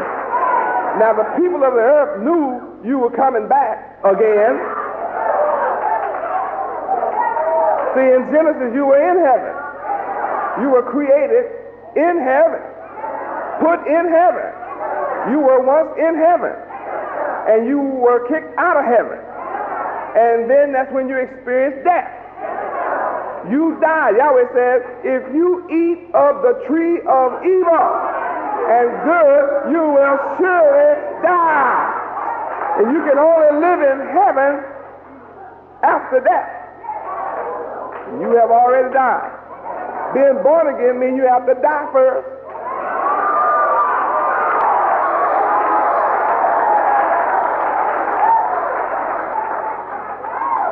Now, the terrestrial mind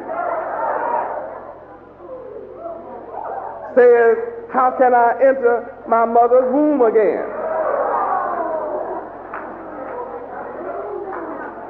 But now you understand another scripture. You must kill the old man before you can take on a new man.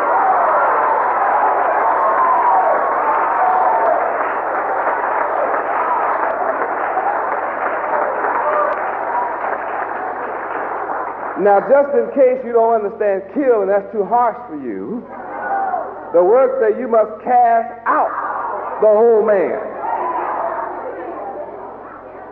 That's the only way you can take on the new man. You're going to have to empty your glass.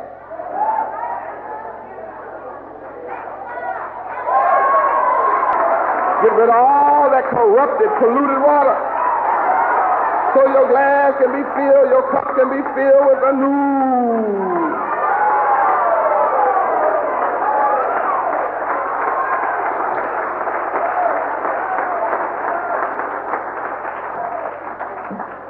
Well, that'll take care of this book.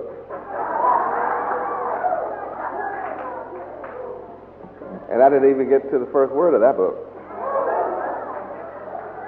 I just happen to know the book. I'm the book.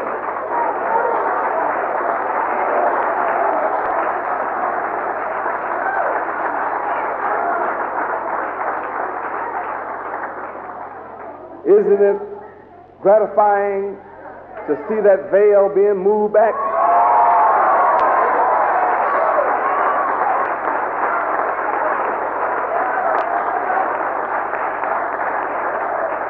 Praise Yahweh. Now, if you've been missing my classes and missing this feast and missing, what I teach, then you are mystified, is what I'm saying.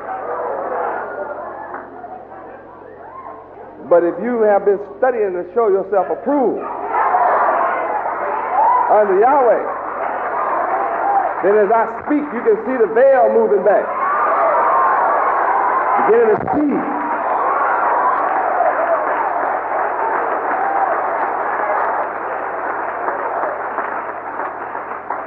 Why is your mind called the old man? He's an old serpent. How old is that man mind in you? 6,000 years old. He's an old devil. He's an old crooked set of thoughts. But I am come to make the crooked things straight.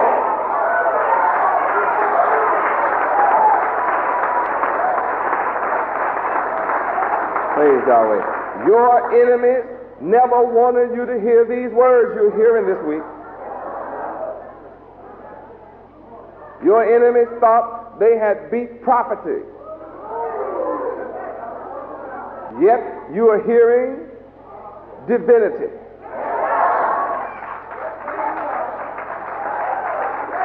That's what you're hearing. And I'm speaking a language that the world cannot understand. Though it's English, I'm speaking a sublime English. I'm speaking a sublime Hebrew.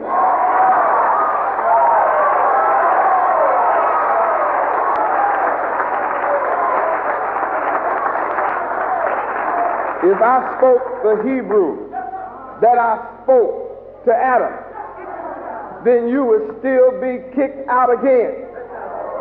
If I spoke the same Hebrew that I spoke to Moses, you'd never see New Jerusalem. But I'm speaking a sublime Hebrew.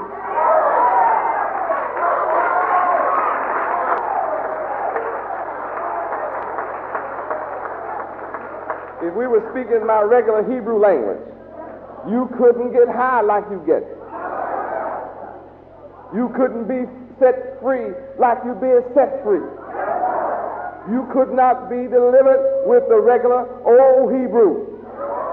I come doing a new work, a new thing, with a sublime language that even though the whole world, 10% of the world speak English, they can't understand my language.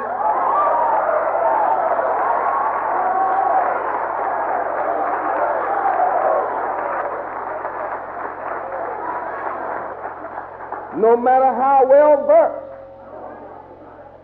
my enemy and your enemy is, whether he uses a lexicon or he calls himself a linguist or he uses a thesaurus or if he uses a synonym finder, anonym finder, word finder, dictionary, encyclopedia, or whatever, Bible interpreter's dictionary, with all of my tools, he can't understand my language.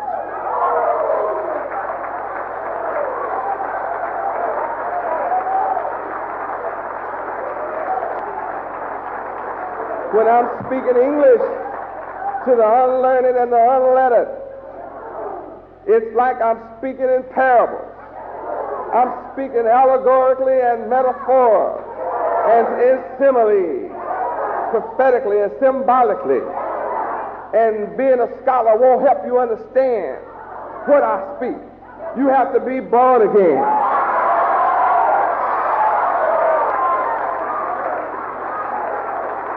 Praise Yahweh. And before you are born again, there's another requirement. My message is so celestially sublime that of 5 billion people on the planet Earth, all of them speaking English, only the genes and chromosomes of 144,000 are capable of understanding, comprehending, inculcating, and practicing what I teach. A poor man can't go to heaven. Can't do it. Can't do it. Although the scriptures say the poor and the meek shall inherit the earth, but you can't inherit it poor. Why are you poor? The Bible describes a poor person as one who is destitute of wealth and destitute of material goods, lacking even the necessities of life. And when the poor came to the apostles seeking physical wealth, although they had plenty of it, they said, silver and gold have I none, but such as I have, give I unto you. Acts what? 3:6. Giving a poor man silver and gold won't qualify him to enter heaven. You can be like the rich man and have $1 billion, $100 million, $200, $400, $500 million, and you still won't qualify to enter heaven. Even with all the money, you won't qualify. And being poor, you sure enough can't qualify. It's illegal for a poor man to be in heaven. And being rich does not guarantee you heaven.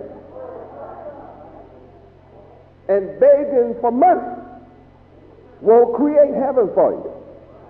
Read. Then Peter said, Silver and gold have I none, but such as I have give I thee. In the name of Yahweh ben Yahweh of Nazareth, rise up and walk. Walk. That means without help. Without depending on somebody to help you walk. Get up off of welfare and walk. Get up off of depending on folks for jobs and walk for yourself. You don't need no set aside. Quit waiting on set aside. Get up and walk for yourself. Like the man you begging, he's walking. White people are walking for themselves. They don't ask you to help them walk. Get up and walk. Quit asking for help. Rise up. Black Judah. Rise up. Black man. Walk the road of self-sufficiency and independence for yourself and know what it means to be a creator, a sustainer, an employer, a free man, a provider, a supplier, one who aids, one who assists.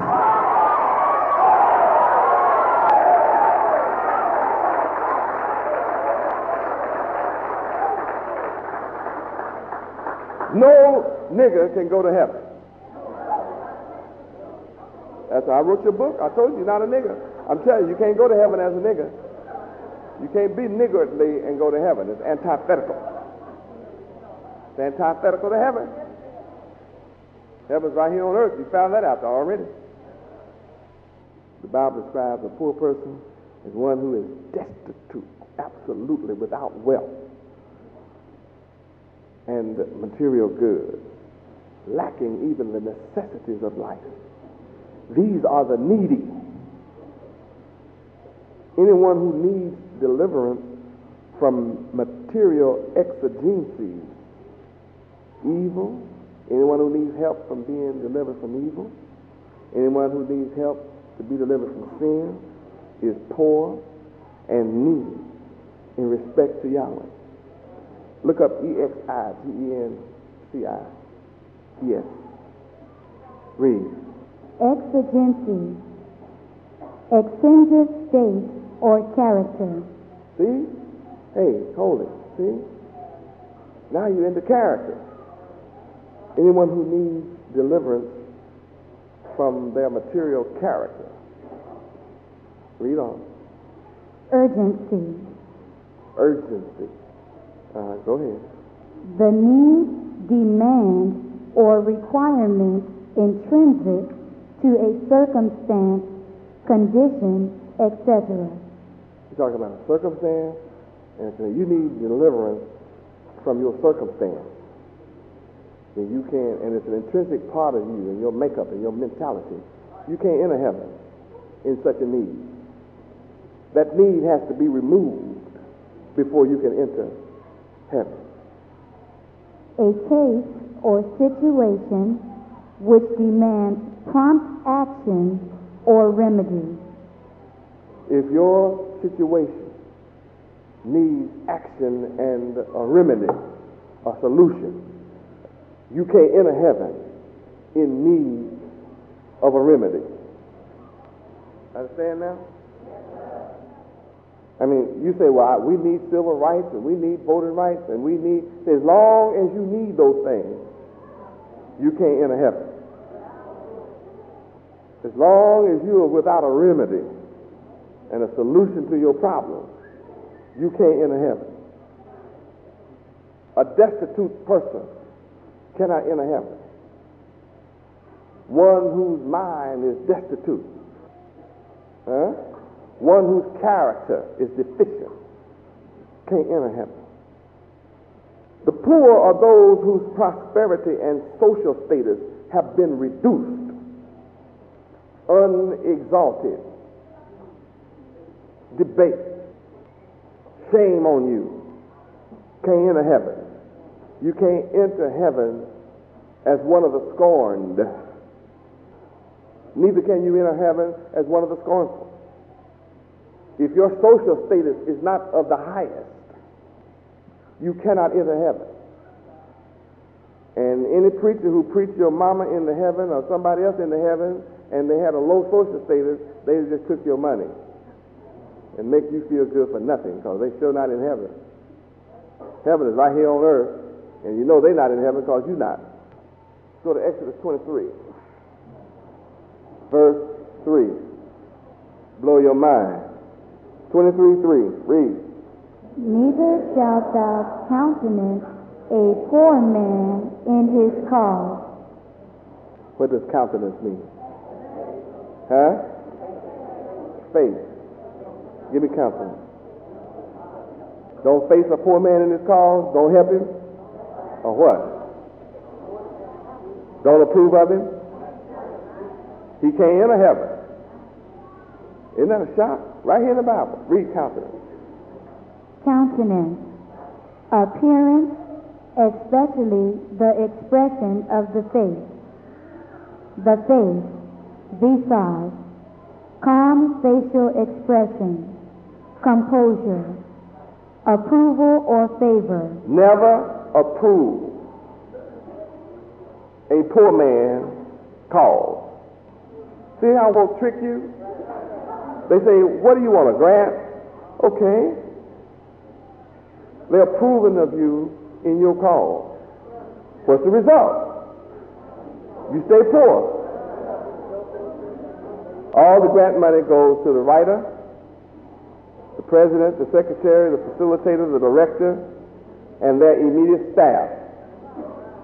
And the people for whom the money, in whose name the money was given, which is the poor, never get any. If the writer of the program is a man, he and his women on the top get all the money, and the poor continue suffering in hell. Come on, tell me I'm wrong. Come on, give me some evidence. Give me some evidence that I'm wrong. And we're forbidden to favor or approve of a poor man in his cause. Whatever cause you have, I'll never approve of it. Blue Cross, Blue Shield, Salvation Army, or nothing else. The last thing you need is a handout. You need a hand up, a kick up. I'm never going to hand you a fish, care how poor you are. I'll hand you a fishing pole and tell you how to fish. Up, Judah, rise up and go fishing.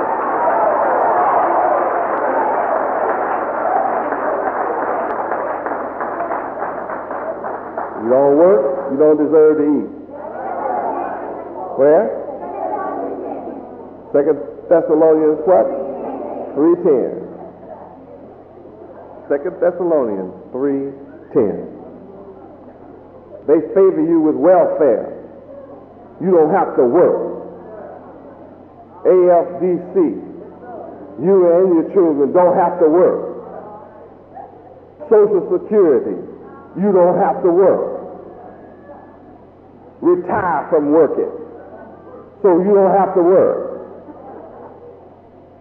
But all this money comes from those of us that work. Can you imagine getting unemployed compensation? Compensation for not being employed?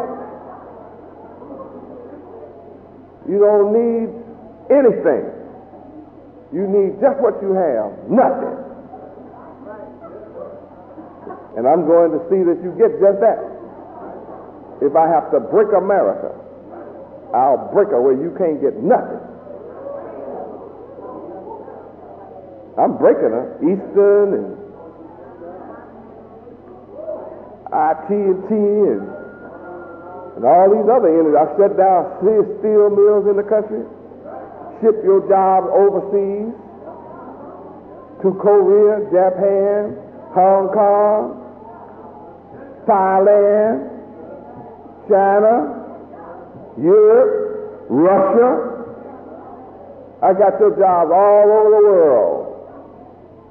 And I'm not finished with bringing America to her knees. When I bring America to her knees, I'll bring you to your knees. You're not going to listen to Yahweh until I make your knee bow. And then when your knee bow, bring you to your knees, then your tongue will confess, Yahweh is God. Yahweh really is God. He really is.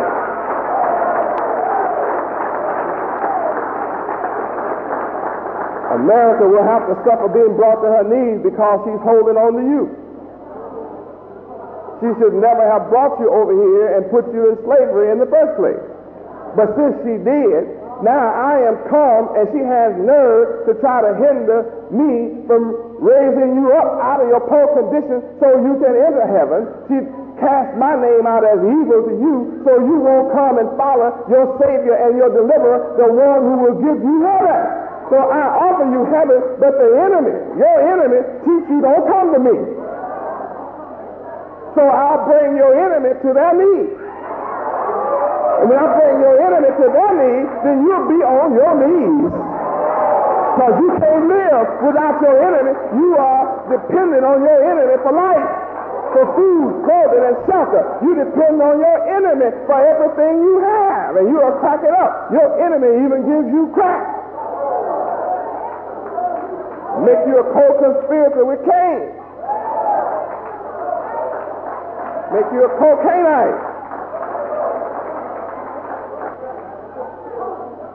Instead of using rocks to build your house, instead of using rocks to build you a factory, instead of using rocks to build you an industry, instead of using rocks to build your own school, you got the nerve to set a rock on fire and burn it up as if you're a volcano where you going to erupt.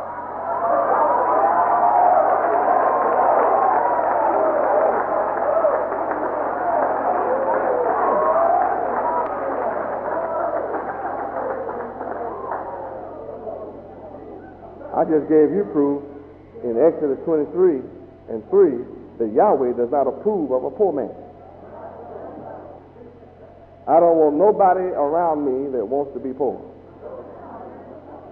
I'm not going to help you do nothing to stay poor. You poor on your own. I don't approve of nothing, nothing you do to stay poor. I don't approve of that.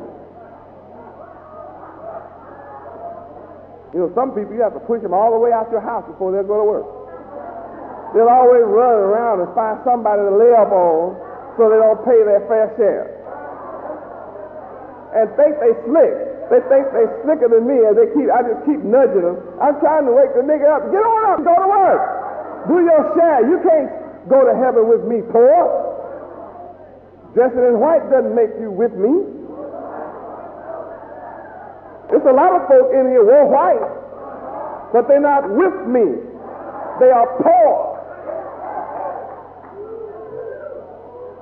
And you can't go to heaven and be in heaven and live in heaven on earth. You'll never live in luxury with supreme happiness.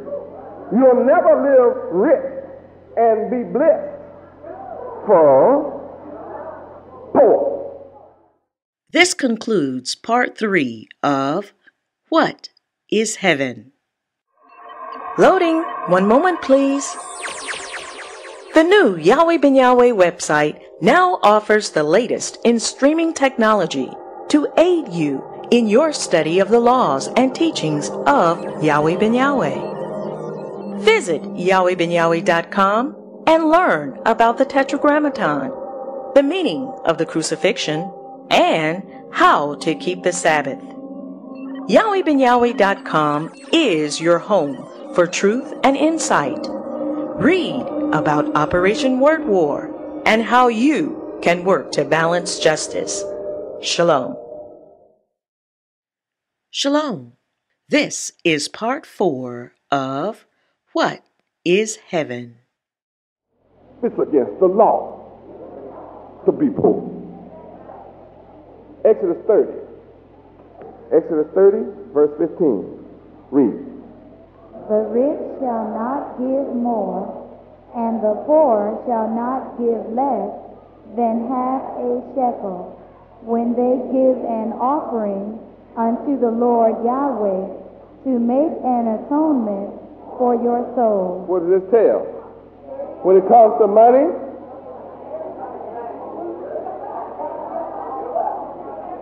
you have to give the same.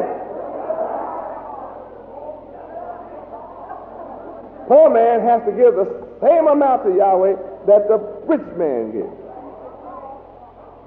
No mercy for being poor. Well, see, I can't afford. Well, you can't afford to live in heaven with me either.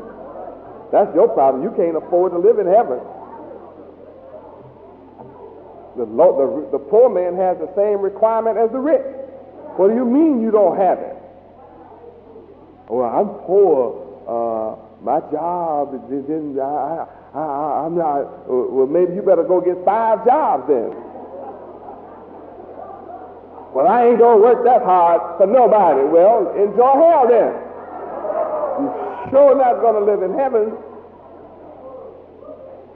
Maybe you better find out what Feast of Weeks is all about. See, the Feast of Weeks means you're supposed to get wealthy from your hand.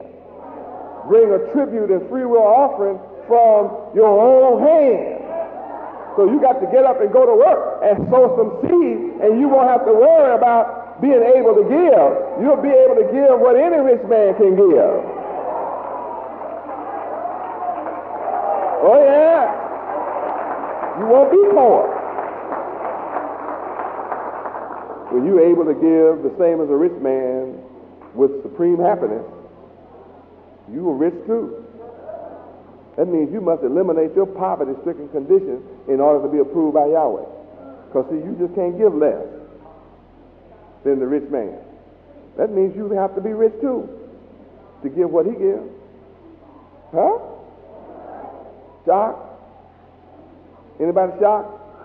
Find out that Yahweh requires you to be rich, and if you're poor, you're not his man. You just can't live with Yahweh poor. What a revelation. And I was raised up to hear this all my life. I'd rather have a poor man's problem than to have a rich man. Some most silly statement. I'd rather have a poor man sleep than a rich man's problem or something stupid. Huh? What was it? I'd rather have a poor man's happiness than a rich man's problem. How can a poor man be happy? I haven't seen a happy poor man in my life. He looked sad, he looked hungry, he looked pitiful, he looked dirty, shoes run over, no house to live in. If it's in a shack, lights off, no running water, toilet outdoors, don't even have a jackass to ride somewhere. And you gonna tell me a poor man is happy? Heaven is supreme happiness. That eliminates the poor man right there. Leviticus 14:21. Read. And if he be poor and cannot get so much, then he shall take 1 lamb for a trespass offering to be weighed, to make an atonement for him, and 1/10 deal of fine flour mingled with oil for a meat offering, and a log of oil. Keep reading. And 2 turtle doves or 2 young pigeons, such as he is able. Hold it right there. See, to have all this other stuff, he has to be somewhat able. That's a lot of stuff to have for a poor man. I mean, he got to be humping to come up with a lamb. See, when he can't get much, say he's a trespasser. A trespasser is a lawbreaker. And that means he's not at one with Yahweh. He in serious trouble. And there's no excuse made for you being poor. You got to get up and get Abel and get something. You got to go find Abel. And Abel is dead. To a poor man, Abel is dead. See, Abel has to be resurrected in your life before you can get anything. As long as you're unable, you can't come up with nothing. Proverbs 2:16. Read. To deliver thee from the strange woman. See, when you are under a strange philosophy, strange woman, Babylon, a whore. Right. Babylon, the whore, is the woman. In verse 17, your problem is you've forgotten your covenant with Yahweh. Why did you forget your covenant with Yahweh? Because you are bound by the strange Babylonian woman. Her teaching. Strange means unfamiliar teaching. Unfamiliar mentality. And you see, to be delivered from a woman, can you imagine a man being bound by a woman, and a strange woman at that? I mean, your whole manhood is gone. This happened to Solomon. Your manhood is gone when a strange woman can give you her philosophy and teaching and bind you and cause you to forget your God and your covenant and agreement with your own God, who demands that you be rich. You suffer poverty when you are bound and need deliverance. In physical strength and psychological ability, the poor are impaired and they become helpless. Before Satan could subdue and hold Job in captivity, he destroyed his wealth.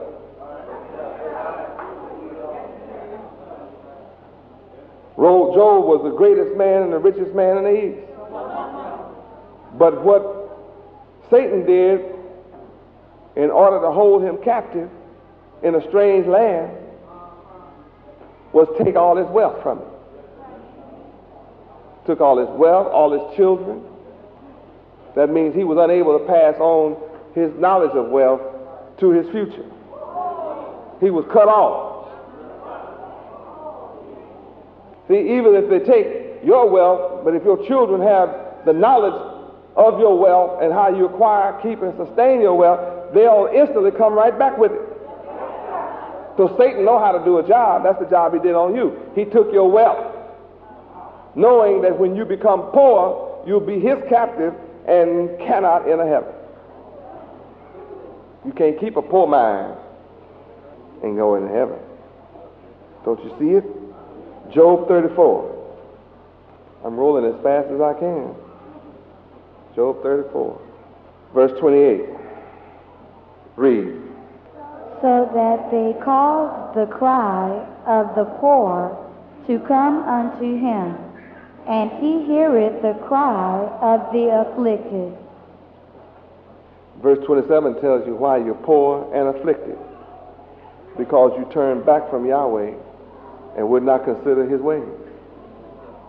That's what's wrong with the black man of America and the black man of the world, whole wide world. When you go to Panama, it's our black brothers that are Hebrews dropped off. Guatemala is black. Nicaragua is black. These are our people brought into captivity from the shores of what is today called Africa, our Hebrew brethren. And all men of dark skin who are suffering on the planet Earth, it's because they have forgotten the ways of Yahweh. Turn their back on Yahweh, will not even consider any of the ways of Yahweh. So that they cause the cry of the poor to come to Yahweh. And I'm promised in this verse to come to you when I hear your affliction. I hear your cry. So here I am to do something about it. Change your condition from poverty to riches. so you can enter heaven. Am I doing it? Psalms 82, verse 3, read. Defend the poor and fatherless. Do justice to the afflicted and needy. 4. Deliver the poor and needy. Rid them out of the hand of the wicked. That's where the poor and the needy is. Next verse, read. They know not, neither will they understand. They walk on in darkness. All the foundations of the earth are out of course.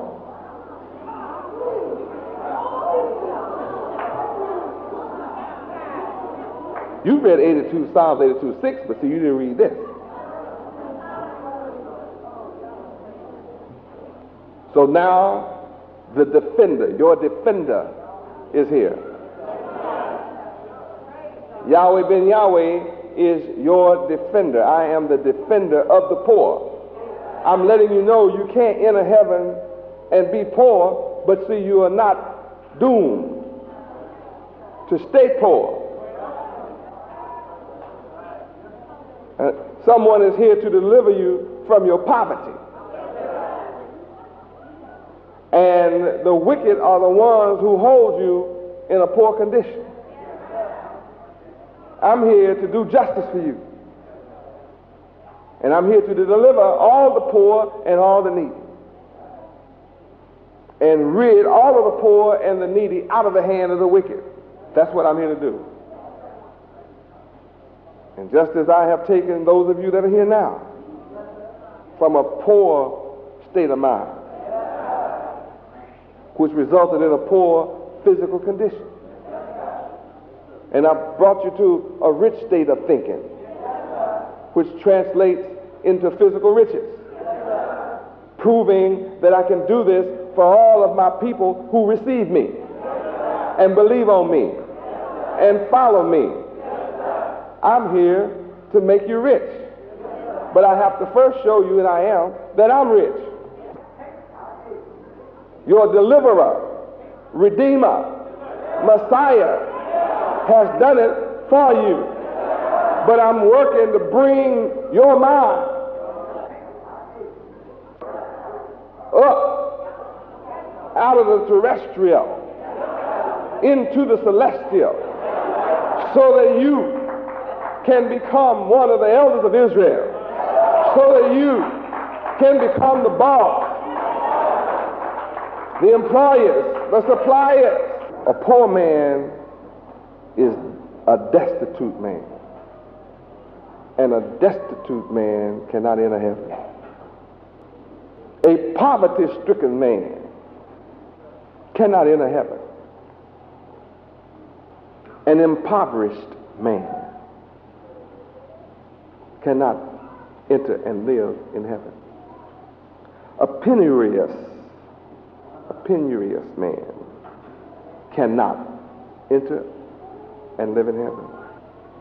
An impecunious man cannot enter or live in heaven.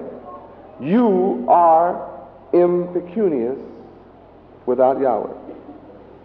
Black people of America, you are destitute, poverty-stricken, impoverished, penurious, impecunious.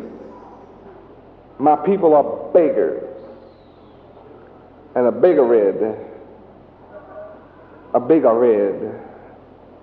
cannot enter and live in heaven. You are pauper. You've been pauperized. You, my people, have been pauperized. And no pauper can enter or live in heaven. Can't even enter heaven. Forget about residence. Have you ever noticed that a great, huge percentage of our people are happy living in the ghetto? Living in a slum dwelling with the rats and the roaches? Everything's dirty and filthy and falling apart. Have you noticed? They don't have a problem with that. I mean, they live there like that is natural. When you walk up to the door, the funk almost knock you a block back. And they walk right on in like nothing is wrong. Anybody ever been to a house like that? I have. I mean, do you see, don't you ask the people living there if you've been friends for a while, say, don't you smell something? And what do they say? No, what? What's the state of your mind? You have an indigent mind, a penniless mind. And a penniless mind and an indigent mind cannot enter heaven. I'm talking about your mental state. And these are the devil's angels that are living inside your house. You have a needy mentality. You have a necessitous mind. And no necessitous-minded person can enter heaven. Your mind is bad off. And nobody bad off can enter heaven. See, you'll make heaven look bad off.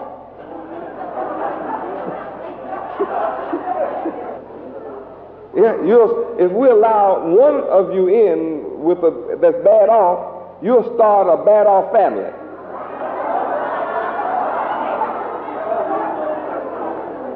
And next thing I know, you'll have a bad off neighborhood in heaven. And I walk around, all of a sudden I see a bad off community. See why we can't let you in? Some of you are not only bad off, you badly off. Even worse than bad off. Can't enter heaven.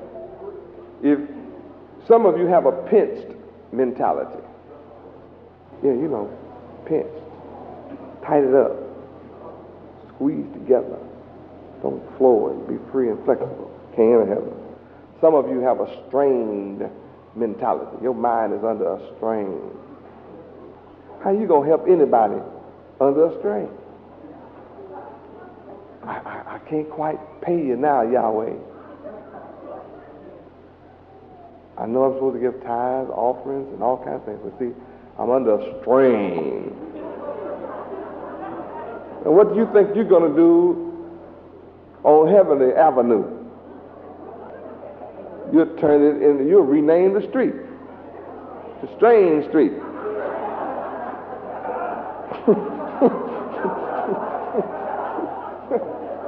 This is your mind. You have a distressed mind. Your mind is distressed. Distressed. De-stressed. Under stress. You lower the stress. Can't enter heaven. Some of your minds are hard up. You ever been hard up? Didn't know how you were going to make it? Now what could you do in heaven hard up?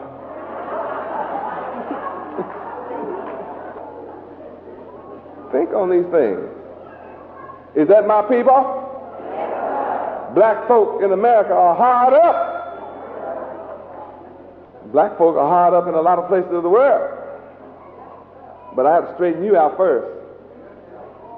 They'll be glad for me to come when they see me straighten you out in America. See, even hard up folk on islands know they still better off than you. They got an island. They may be hard up on the island, but they say, this is my island. You don't have anything to claim. You don't even say, this is my ghetto. You just claim to be hard up.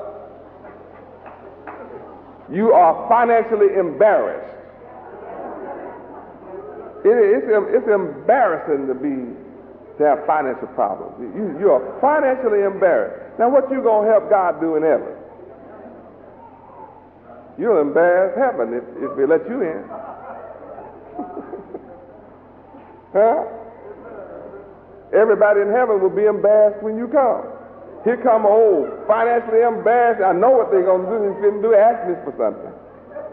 Don't have nothing to give, but here they come on the beg. Been financially embarrassed all their life. Everybody in the family is financially embarrassed.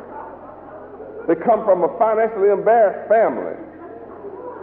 Just downright embarrassing. See you coming, nobody be home. You hear everybody talking to you, you knocked on the door.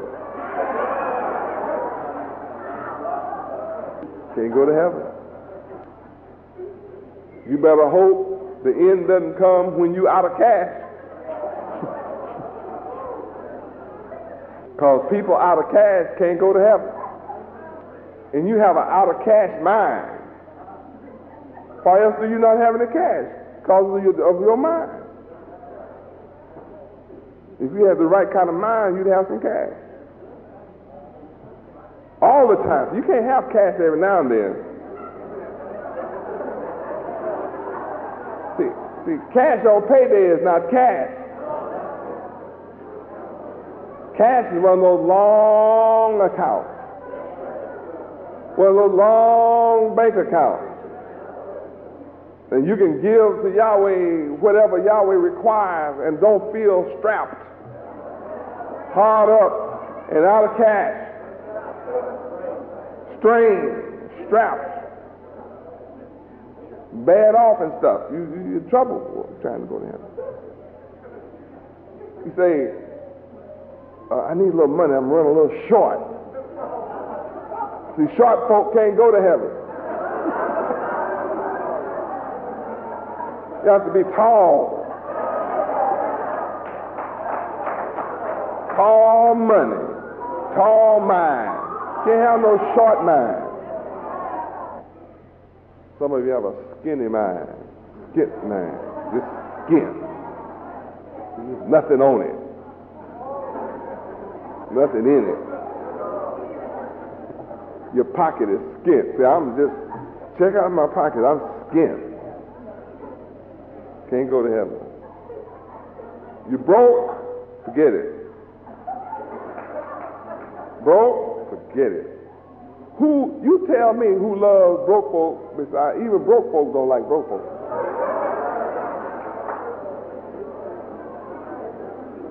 You go around, boy, being broke folk or curse another broke man right out. You ain't no good. He broke too, talking about the other broke fella. You ought to have something sometime.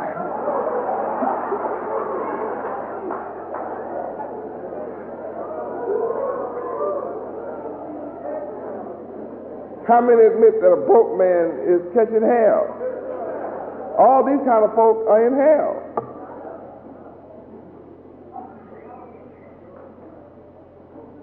Yahweh's too smart to let you bring hell to heaven. Some of you are not only broke, you dead broke.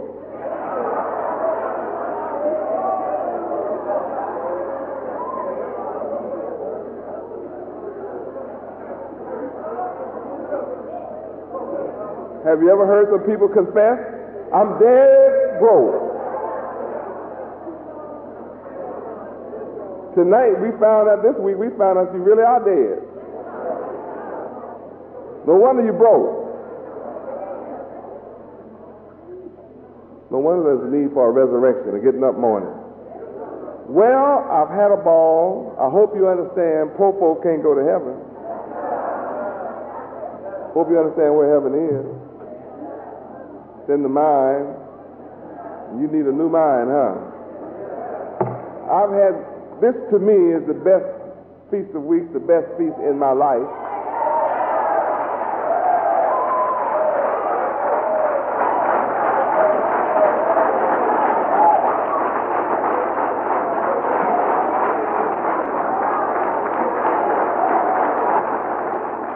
I enjoyed sharing my energy with you. This concludes part 4 of What is Heaven? Loading. One moment, please. The new Yahweh Ben Yahweh website now offers the latest in streaming technology to aid you in your study of the laws and teachings of Yahweh Ben Yahweh. Visit YahwehBenYahweh.com and learn about the Tetragrammaton, the meaning of the crucifixion, and how to keep the Sabbath. YahwehBenYahweh.com is your home for truth and insight. Read about Operation Word War and how you can work to balance justice. Shalom.